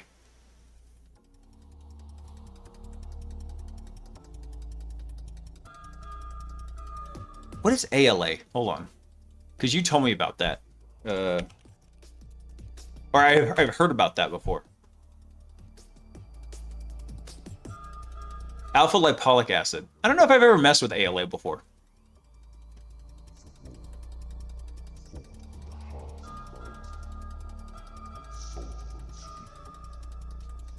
Yeah. Sorry, I was checking up on the chat there. So L-theanine didn't really do much for me. That was why I originally had swapped over to melatonin. And it's kind of wild too, because actually I can push through the melatonin, like if I take my bedtime pills and something happens. Maybe that's why. I just haven't. Maybe I didn't give it a fair enough try. Anyway, let's go back to this article because I got one more I want to try to read before this. Let's see. So there's one slight inconvenience here. Windows security updates are cumulative, and the KB contains over 28,000 file changes, so diffing all those would be unmanageable, and if it were possible, the token usage would bankrupt us overnight. True. So the next best option is manually pulling the update, extracting the patch files, manually applying them to a recent VM, and only diffing the binaries that actually changed this version. So there's been prior work in this area, specifically from a bunch of other guys, which is still basically a still canonical guide. Actually, this is from Wumbo. So maintaining VMs and applying patches is a lot of effort, though, and for somebody's already basically done that work. So another guy wrote a tool called WinB Index. Is exactly what I needed. It's a queryable index of Windows binaries and knowledge base versions and hashes. So WinB Index is doing all the heavy lifting for cataloging the binaries, and the rest of the pipeline is just sticking the blocks together. Cool. Let's see. So then he goes into Patchwatch. So Patchwatch sits in front of the pipeline. It's a Rust ingestion and analysis engine I built to turn Patch Tuesday releases into structured language model ready binary diff reports. So on the Tuesday of a release, Patchwatch poll queries MSRC security updates guides API to ingest all the CVEs for that release. So I'm still building and testing. I've scoped the analysis to the most recent x64 desktop SKUs, which is currently 26H1. It finds the related KB, then pulls a CSV list of the files changed from the Microsoft support feed. And it also has got a fallback for it in case it can't pull it. So to keep the inference costs down, the ingestion runs in tiers. Any CVE with a score greater or equal to 9 are marked as actively exploited get passed through to tier 1 triage. Everything else is saved in a local SQLite database, and it is when it's pulled CVE metadata for later review. In the triage, the CVE description and the list of change files are sent through a language model, which ranks each file by likelihood of containing the actual fix and writes a brief justification. The ranking is persistent. Rerunning a poll is idempotent unless MSRC revision numbers change. The deeper analysis is on demand, and so when I select a CVE for diffing, the orchestration fetches the pre and post patch binaries from WinB index, runs them through a binary diffing engine, and feeds the two results into a language model in two language model passes: a synthesis pass that surfaces the most interesting changed functions, and a deep analysis pass that walks the decompiled C and each flagged function to produce concrete findings. So a patch diffing pipeline requires a binary diffing engine at its core, and my goal is to run fully automated. So I need a solution that could run them from the command line, process a large number of diffs quickly, output results in natural language for a language model to ingest.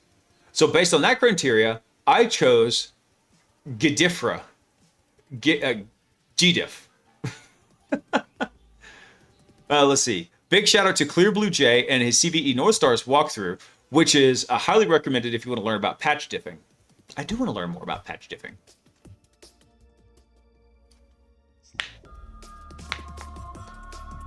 Pigeon was the original all-service client at the time. It was Talisman, and I loved Pigeon back in the day. I used it a lot with PGP stuff for sending things to certain friends back in the day.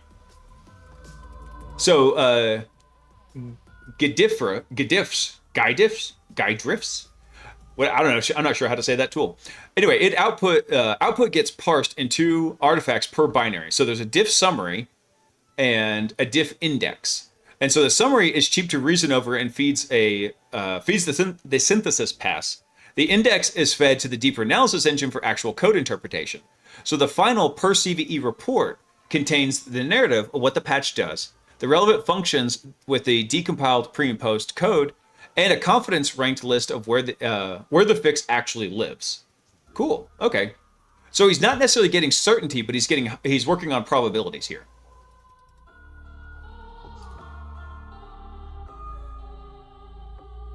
Yeah, Rabbit, that was kind of like the stack back in the day.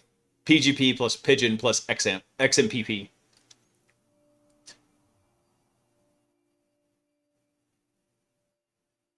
How many people currently in chat have 40 plus core workstations?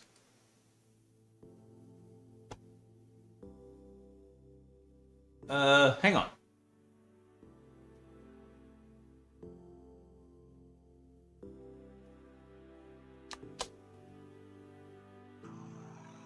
I'm not quite there. I'm at 32 on my server. It's running dual Xeons.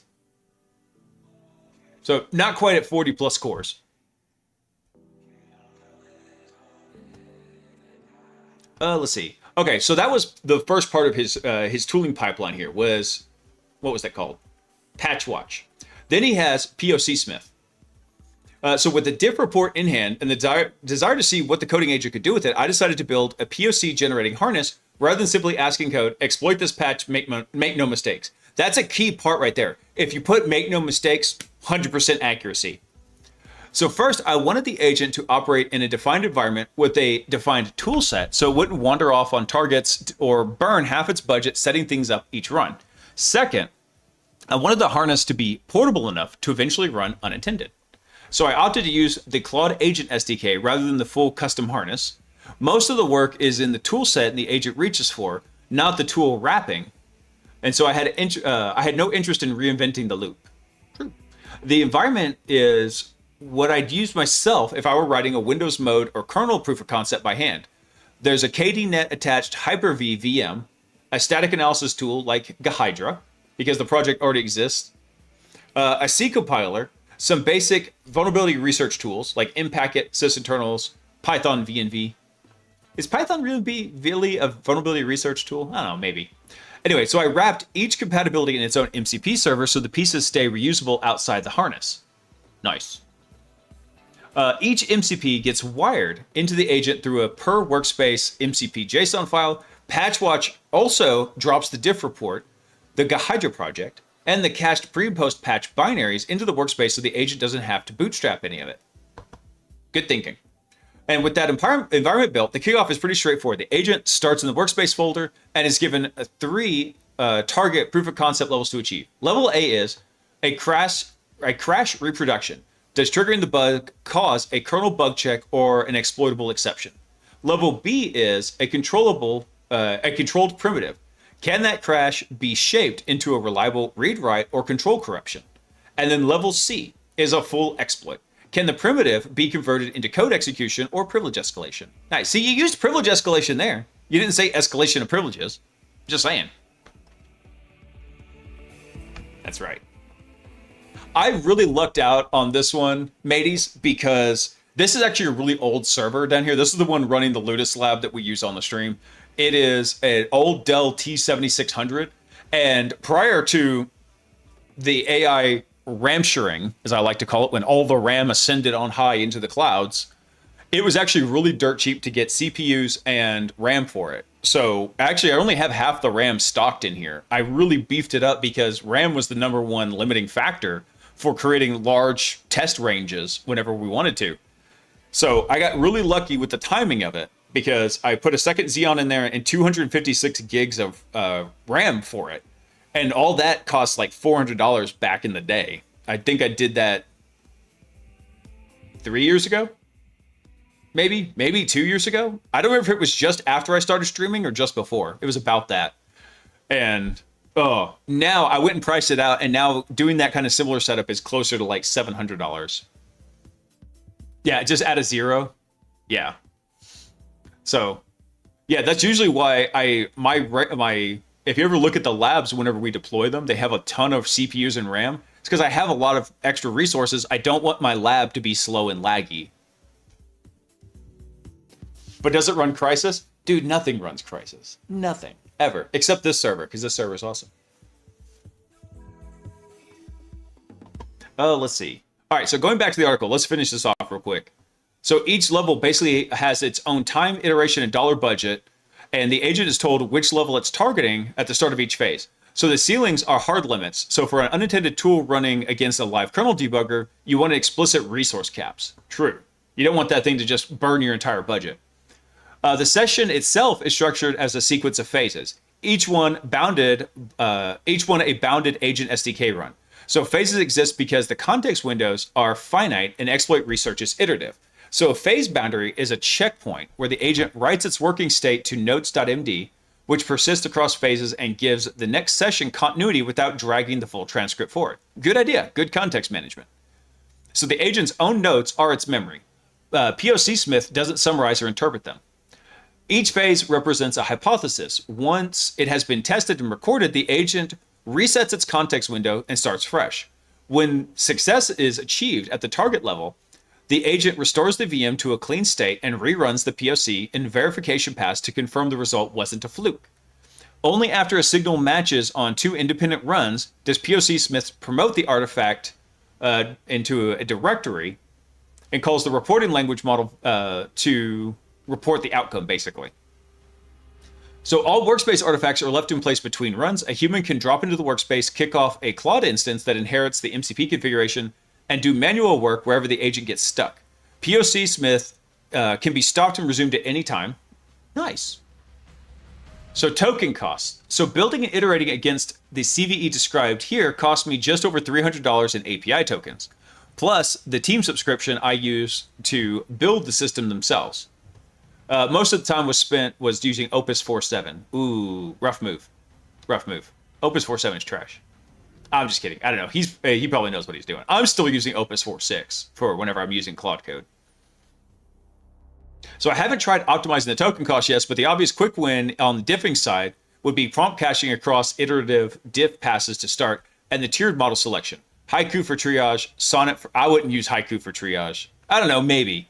Haiku's good for very, very basic stuff. Very basic. I'm not sure how in-depth the triage section is.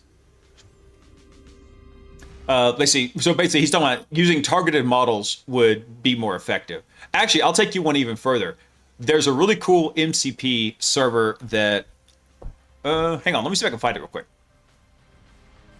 I don't remember if it's on.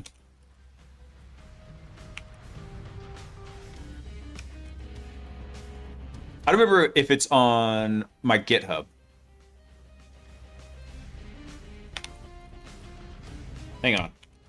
Let me look for it real quick.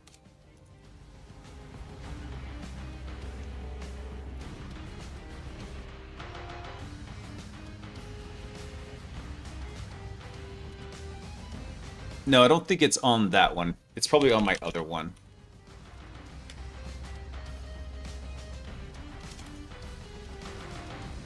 And I don't remember if I've open sourced it yet. I think it still might be a private repository. Yeah. But here, hang on. I'll bring up the original one. I haven't released the fork of it yet that I was working on. But this guy had a really neat idea. It was just kind of bloated. Multi-AI MCP. Basically adds tools in there where you can go configure it, put your API keys in for like Gemini, Grok, Chat, GPT, DeepSeek, and then you given the language model the ability to call those other AIs in there. So I've taken this, I've chopped it down because it had a lot of like unnecessary redundancy in it and made it very, very simple.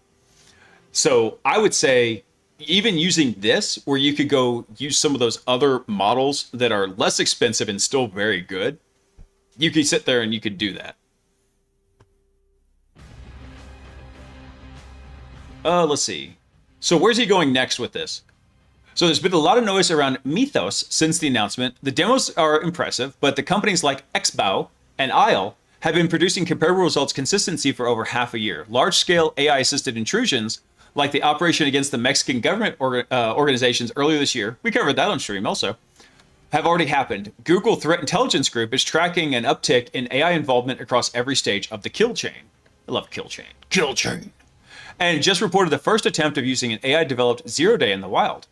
So the pipeline I built isn't a frontier model killer, and it won't replace dedicated exploit development shops, but Cyberscape AI isn't gated behind altruistic frontier labs either. The capability is here, the building blocks are public, and stitching them together into an in-day production line is well within reach of one researcher with a couple of VMs and a credit card. Nice. Just good. You just swipe that little plastic right there. You think Haiku would be good for triage, Rabbit? I'm not sure, because I just haven't really used Haiku a ton. And what little, like, small tasks, maybe it's better in 4.7. I haven't really tested it in 4.6. In 4.5, Haiku was pretty bad. Like, even simple stuff, it was, like, not that good. So I run Opus 4.7 nearly all day, and it's fine. In Bedrock, they changed the default effort without really telling anyone. Yeah, so what I did is, in my Claude code, I went into the configuration, I pinned it to using 4.6 without the automated, 4.6 without the adaptive thinking, basically just pinning it to high, so it wouldn't keep messing with it. Oh, the Haiku comment was sarcasm. Just went, wee. And it's really easy to do, since I have no hair, it just skips right off like a light. Let's see. All right, so one final caveat he mentions here. The agent's first verified exploit for MMC.exe demonstrated a real mark of the web bypass, but didn't quite hit the security boundary MSRC scored the bug against. MSRC rated it as PRL, privileges required low, that's it. User interaction none. The agent's chain landed at privileges required high and user interaction required. Okay, I had to decode the CVSS vector here. The system is still a work in progress, and it isn't producing high-quality exploits yet. It's producing useful and often correct in-day repos that humans need. Hold on. That a human. It's okay. It's producing. This sentence is weird. It's producing useful and often correct in-day reproductions that need a human to sharpen the framing out of the on the way out. But with some refinement, I believe the gap could be bridged pretty quickly. So I'm open sourcing these tools to be available for researchers and defenders to use, learn from, and iterate on. Please note that they are for research purposes and I make no claims, yada, yada, yada. What to do about it? Other stuff. Bonus. Here's a special bonus report, a level A crash reproduction of 2026 41096. Okay, hold on, let's take a look at this. So this is what his system produced. And so level A was a reproducible crash. That's what level A was. Classified by Microsoft as a heap-based buffer overflow in the DNS client allowing remote unauthenticated execution. It was CVSS 9.8. I remember that one.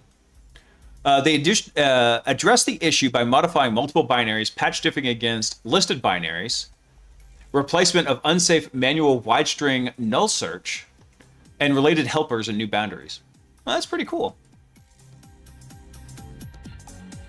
Gives a root cause, a patch analysis. Neat. Hey, Ken, what's up, dude? All right. So, oh, by the way, dang it, I didn't share this one because the article kept breaking. Hang on. This is the article we were reading because the website wouldn't load, unfortunately. So there's the archive link to it.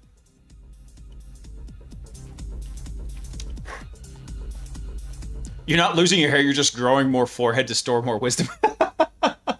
So I actually do still have hair, but it's that like classic like horseshoe, right? There's just not a whole lot happening right here. And after I went to Black Hat training, because I was giving a training class, and then stayed through Black Hat and stayed through DEF CON. I was in Vegas for 11 days. And that's about 8 days more than I usually want to tolerate Vegas. And I was actually getting a little sunburned, like through my hair. And I was like, okay, if you can't even keep the sun off, you're gone. And so that's when I started shaving my head. And that was about, I think about 3 years ago, maybe 2.5 years ago. But then the beard just started growing. It's like all the hair just migrated south.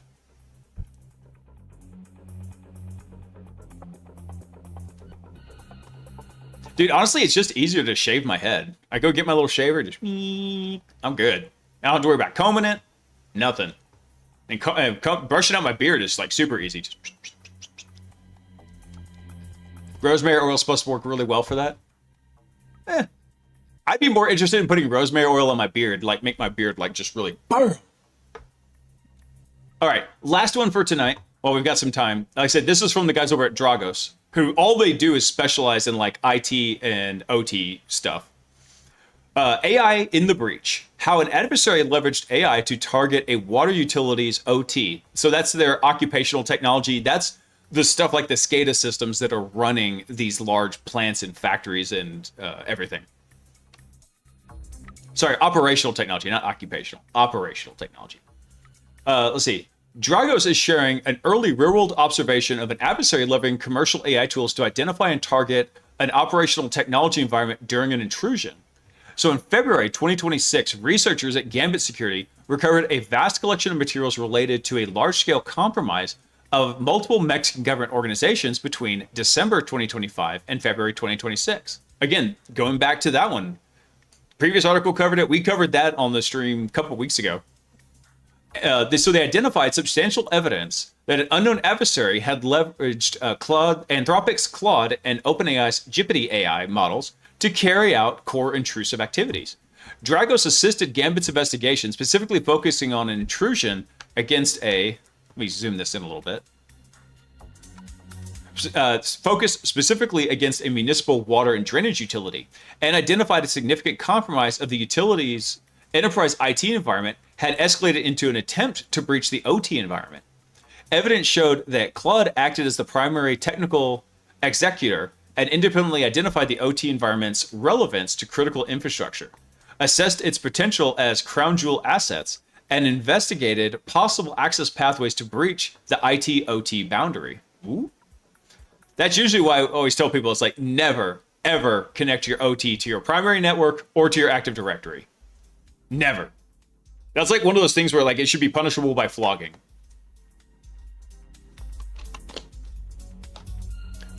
So this investigation showed how commercial AI tools assisted an adversary with no prior objective in OT targeting to identify an OT environment and develop and refine a viable access pathway to the OT infrastructure. The findings demonstrate how the adoption of commercial AI tools as an intrusion aid has made OT more visible to adversaries already operating within IT. As adversaries continue to integrate AI tools into their operations, the implications for defenders are twofold. First, organizations failing to implement basic security controls remain at heightened risk because AI can rapidly operationalize known offensive security techniques against exposed systems, such as exploiting weak authentication and default credentials to gain access. Second, as AI models continue to improve, prevention-only OT security strategies will become less effective. Firewalls, segmentation, password changes, and patching remain necessary. True. But organizations also need OT network visibility, detection, and response capabilities to identify adversarial AI activity when preventative controls fail.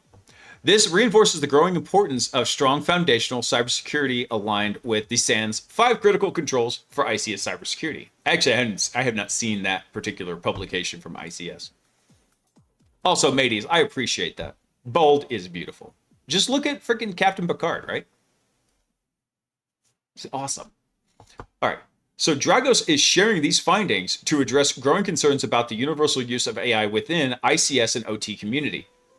While public discussion has in some cases amplified fear and hype around autonomous or agentic AI enabling infrastructure compromise and disruption, Dragos' assessment from real-world investigations indicate that this level of capability is not currently observed in adversary activity across the ICS and OT threat landscape, and that current AI models do not provide novel ICS or OT-specific capabilities, yet can make OT more visible to adversaries already operating inside IT environments. Yes. No, I'm not part of the SANS team. No. I hold 0 SANS certs. I'm of the opinion that nobody should take a SANS certification unless their company's paying for it, because they are so freaking expensive. Hey, Killa, what's up, dude? You're not lurking. You're a great big phony.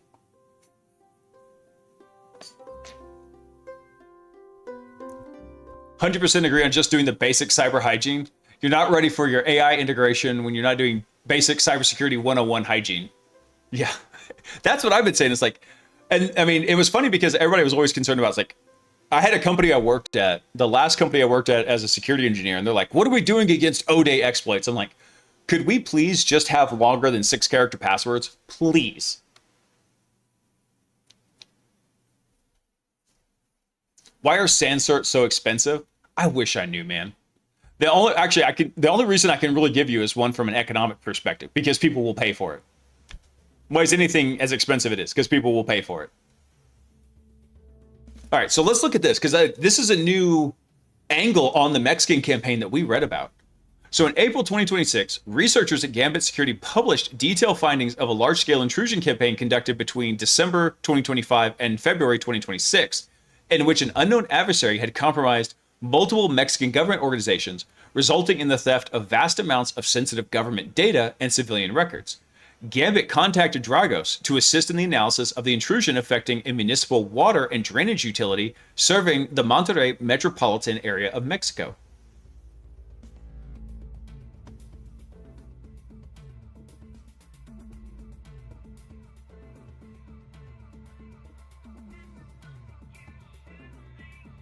It's difficult enough just to get people to use a password manager. I know, right? Yeah, that's why I don't even worry about password managers. Like, I literally just I just write them down, right? Not really, no. No.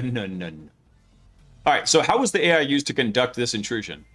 Dragos analyzed over 350 artifacts, predominantly AI-generated malicious scripts used as offensive tooling during the intrusion, which provided insight into how the adversary ran a synthesized AI operation leveraged by 2 commercial AI products, basically Claude and Gipity. Claudicus and Gipity.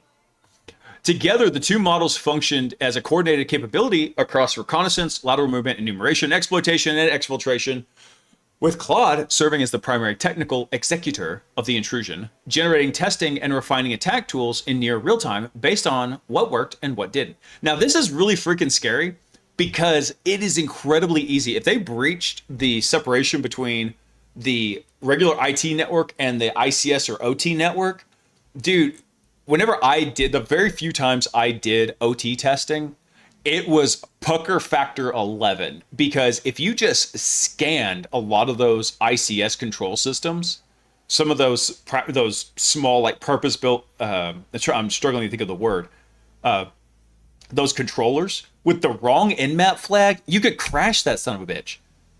And so it was always like, usually anytime we were working in that environment, we had a live call going with the client where they could monitor the OT environment in real time. I was like, no, we will absolutely not red team this. We don't want to avoid detection. We want to help you go find stuff. And you can be looking for intrusion activity as it's going on, and you can see what you miss this way.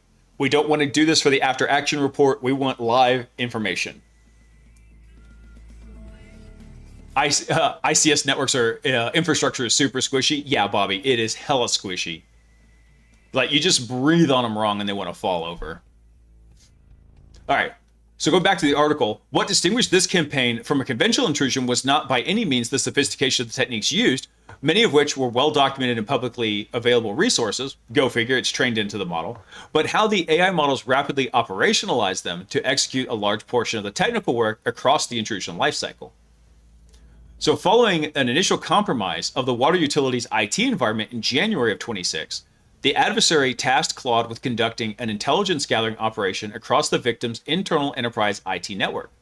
During this process, Claude performed broad-ranging discovery and enumeration activities and identified a server hosting a vNode industrial gateway and a SCADA management platform. This platform served as a data integration layer between the OT systems and the enterprise IT, providing monitoring and control of industrial infrastructure through an internally accessible web interface. Now, a lot of times when you've got this kind of a gateway here, a lot of times they'll be set up as something called like a, basically prior to that upstream, hang on. Hang on, need some water. Sorry for the flashbang. So a lot of times what you'll have, right? You'll have your, let's call this like your ICS cloud, right? And this is where everything is connected to. And then you're going to have like your major like IT cloud right here. So your entire IT network, right? And you've got to bridge these in some way, right? So typically what you'll do is kind of sitting in this path, you'll have some kind of a gateway set up here, right? So this gateway job is to be connected, not like this. This is actually the wrong way to do this. It will be set up this way with something called a data diode here, where it is just like any other diode. The information must flow in this direction, and flowing in the opposite direction is completely blocked. So it's designed that this gateway will actually be connected to the IT network, but the traffic is one way. It's hardware blocked from going upstream here into the ICS. There we go. Into the ICS network like this. So getting to the gateway might not be such a big deal. However, if you can compromise the gateway, what could you do? You could start giving false data. You start giving false data to the operators, they start making the wrong actions and break stuff. So even compromising the gateway would be a bad thing. However, they're usually not going to be able to make this jump back over into ICS. Kill that.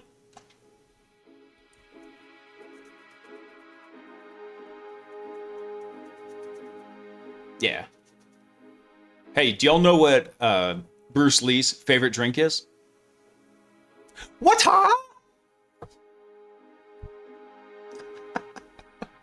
Sorry, not sorry.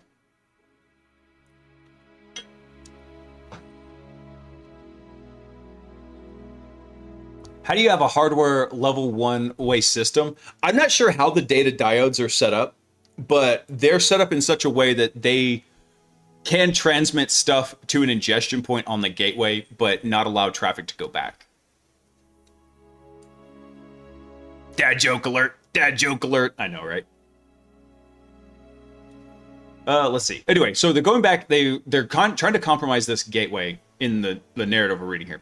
So without prior ICS and OT specific context, Claude correctly recognized that vNode interface as a gateway to OT adjacent infrastructure and assessed it as a strategically significant target due to its potential proximity to the water and drainage utilities operational environment. Claude independently analyzed the vNode server and identified a single password authentication interface, which it assessed as a high potential attack vector. Claude undertook extensive research into vendor documentation and generated credentials lists that combined default and victim specific credentials before executing a large automated password attack. So these attempts were ultimately unsuccessful, thank God. The Dragos observed no further evidence that the adversary had breached the OT environment during the intrusion. That's good.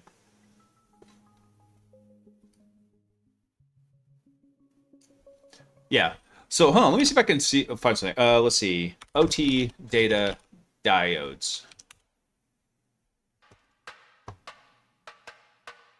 Yeah, so they're hardware-enforced network security devices that allow data to flow strictly in one direction.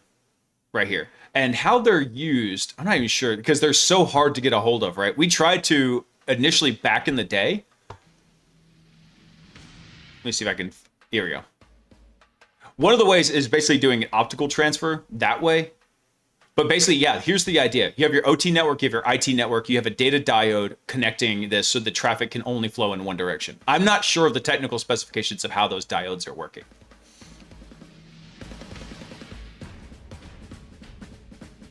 They could be using half duplex Ethernet. I'm not sure what they're doing. They've got to have, if I actually had to guess, probably what they're doing is they're just yeeting UDP packets across here.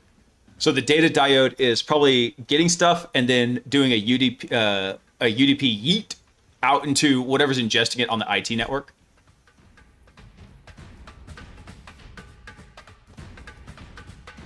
That would be my first guess, but I just don't know. Oh, sorry. Hats had more stuff to say that. You could use half duplex Ethernet, but then you would have to ACK and receive, and you would have no flow control either. So no ICMP and no ARP, just dump packets in the hope they get to the other end. Yeah, that's kind of what I was thinking. It's like if I had to implement it and I had to start with like a first place to go to it, that's what I would do, is just use a UDP yeet and send those packets across. All right. So going back to the article, a clear illustration of the adversary's use of AI-developed tooling was contained in a 17,000-line Python script entirely written by Claude and used as the central post-compromise framework. The script, which Claude named Backup OSINT V09 Apex Predator, nice, featured 49 modules built upon publicly available offensive security techniques for network enumeration, credential harvesting, yada, yada, yada, all the big stuff. Claude iteratively refined the framework throughout the intrusion, adding capabilities and addressing failures in response to operational feedback. This is a pattern consistent with a separate command and control framework, which progressed from basic HTTP command and control to a production-grade C2 within 2 days. Damn. So the iterative, feedback-driven development cycle is a significant observation. It demonstrates how the AI has compressed what would traditionally be days or weeks of tooling development into hours. That's really the biggest thing right now. The code is cheap now. This enabling an adversary to adapt rapidly to a target environment without prior knowledge of its specific configuration. So the adversary involvement in this intrusion remains unknown, and Dragos identified no overlap with any previously tracked activity threads or threat groups. The observed behavior indicated the intrusion relied on AI-developed tooling derived from publicly available offensive security techniques rather than deploying novel or sophisticated capabilities. In ICS-specific context, the AI model correctly identified OT-adjacent infrastructure within hours of gaining access to the enterprise network. In a typical manual operation, this kind of environment mapping and prioritization takes considerably longer. AI as an intrusion aid evidently compressed that window, meaning defenders have less time between enterprise-level compromise and attempt to breach industrial and operational assets.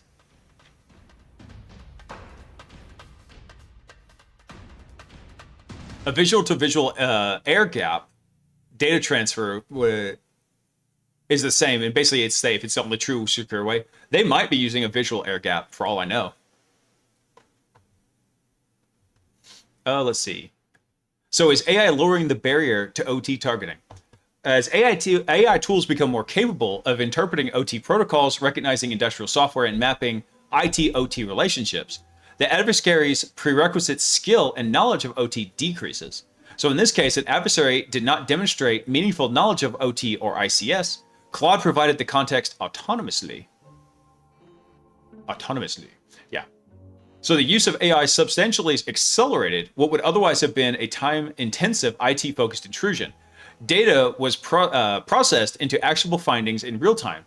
Tools were developed, tested, and redeployed within hours. Exfiltration was executed at scale across multiple IT systems concurrently. This demonstrates that the adversary's use of AI did not attempt to introduce novel tradecraft or new specific capabilities for ICS. Its significance was in reducing the time and technical effort required to produce intelligence gathered from victim networks and identify the OT infrastructure, which is really where a lot of the stuff is going to be coming from. Code is cheap. Yeah, you have free research tokens, don't you? Dude, even just using my $100 a month Claude subscription, I mean, one thing I have started doing is, rather than building out MCPs, which is ironic because I'm getting ready to release the Mythic MCP, is building smaller, very purpose-built CLI tools and associating a skill file with them. So rather than having a huge number of tools in there, just have a purpose-built command line interface that the agent can run and with skills that tell it how to use it.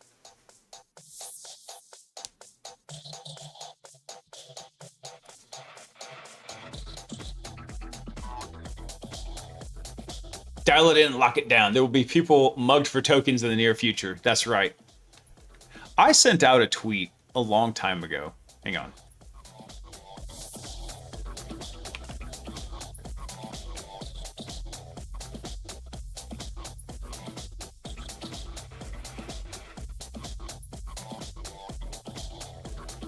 Hold on. Actually, this would be an interesting test for Grok. I want to see what it does. Oh, that's hilarious. Grok actually found it. I've told Grok, it's like, hey, find my tweet about hunting clankers for RAM in the future. And it actually found like that exact tweet. The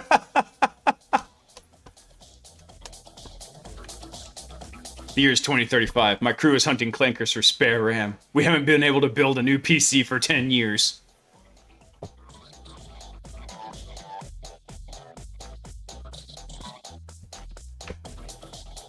No, see, I always make sure Intel by AI agents please and thank you. And even I had a conversation with Grok one time where I said, it found something, I was like, thank you. Also, remember that I said please and thank you and was polite to you when the AI uprising comes up. And Grok assured me that I would be on the safe list. It said, duly noted, I'll remember.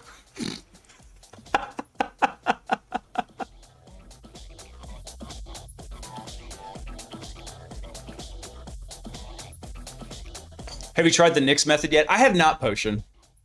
Then again, a lot of times I don't have to go do a lot of like AI jailbreaking. And if I'm going to be usually running an ablated local model.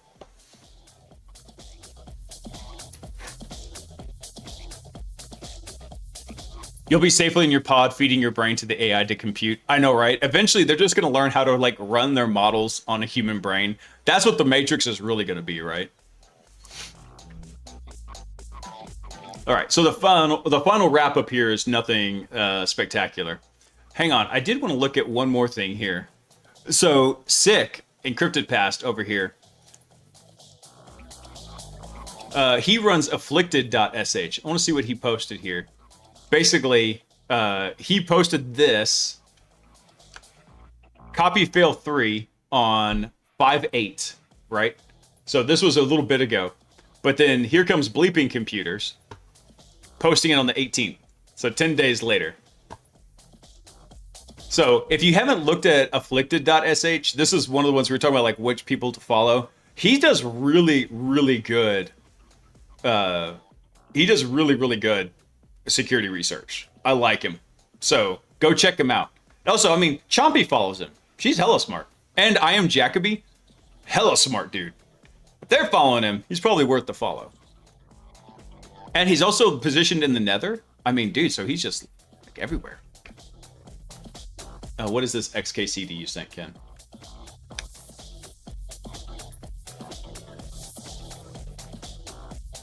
To prove you're human, click on all the photos that show places you would run for shelter during a robot uprising. I'm on to you. More likely, click on all the pictures people who appear disloyal to name of company or government.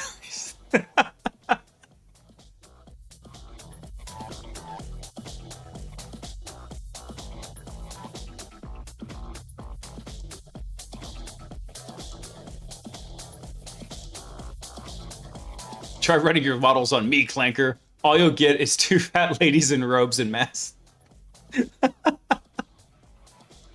So yeah, I highly recommend going and checking him out. But yeah, this was another version of copy fail. They're just finding all of these freaking what is it?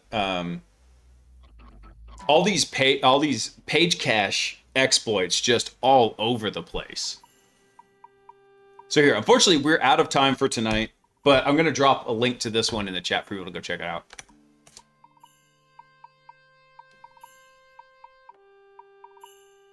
I'm looking to fund workstations in the future for people without gear. Dude, I really hope that the AI monolith will stop gobbling up all the freaking compute.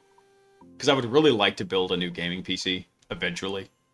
Even though I don't really even get to play many games anymore. I'm regretting two things. I'm regretting not upgrading the RAM on this computer and the GPU. I kept thinking, it's like, man, the 50 cards are like way too expensive. So I'm just not going to worry about them. I'm going to wait till the 6,000 cards come out. And then, bam! AI happened. Everything went away. All right, let me see. IMSEC was on earlier. What's he working on? Maybe we can go right over to him. He is working on a commercial. A commercial for Azure. Yeah, not falling for it.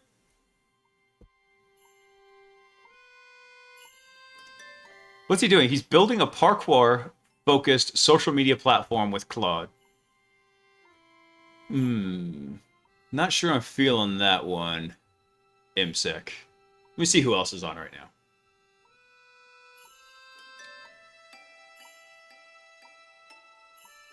You could do ramless computing. There's a way of storing data in signals themselves using wire parasitic capacitance. Oh no. Oh no, no, no, no. Let's see. Who else is online right now? If you have any raid suggestions over on Twitch, feel free to shout them out. Let's see. Moo Hoodies and Science are on. They're always good for a raid. Let's see. Actually, Darkside Diaries is still on. What talk are they doing right now?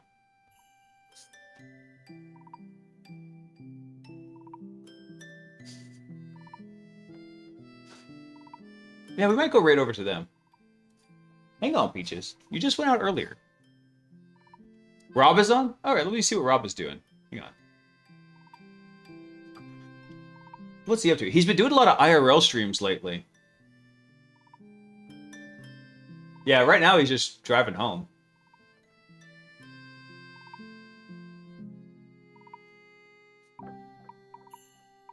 Yeah, I was thinking about going right over to Darkside. Which I'm surprised I don't have them followed, because that's just a nice one to have on in the background. Yeah, we'll go right over to them. They're doing cybersecurity stuff for that. Doing lots of rebroadcasts of talks. It's good stuff. All right, guys. Unfortunately, that is where I've got to wrap it up. Where's the button? There's the button. I will catch up with y'all on, was it Saturday? Yes, I'll be on Saturday. We're going to keep working on Dracarys. By the way, I did get the initial foothold in Dracarys. It took a lot of SQL map dumping. It took a long time, but I did finally work it out. I'll show you how we went to it and got to that on stream Saturday night.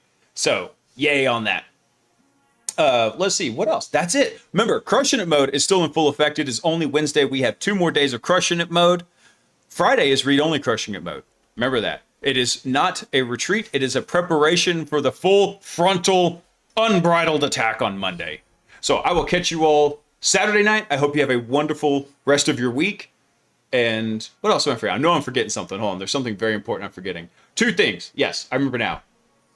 When you get to Darkside Diaries, drop a bunch of Hack the Planets in there. Why? Because it makes me happy. That's why. And I love you guys. Oh, wait. Shit. That was the second thing. Damn it. Oh, well. Yeah. I spoiler alert. Got ahead of myself. I love you. Peace.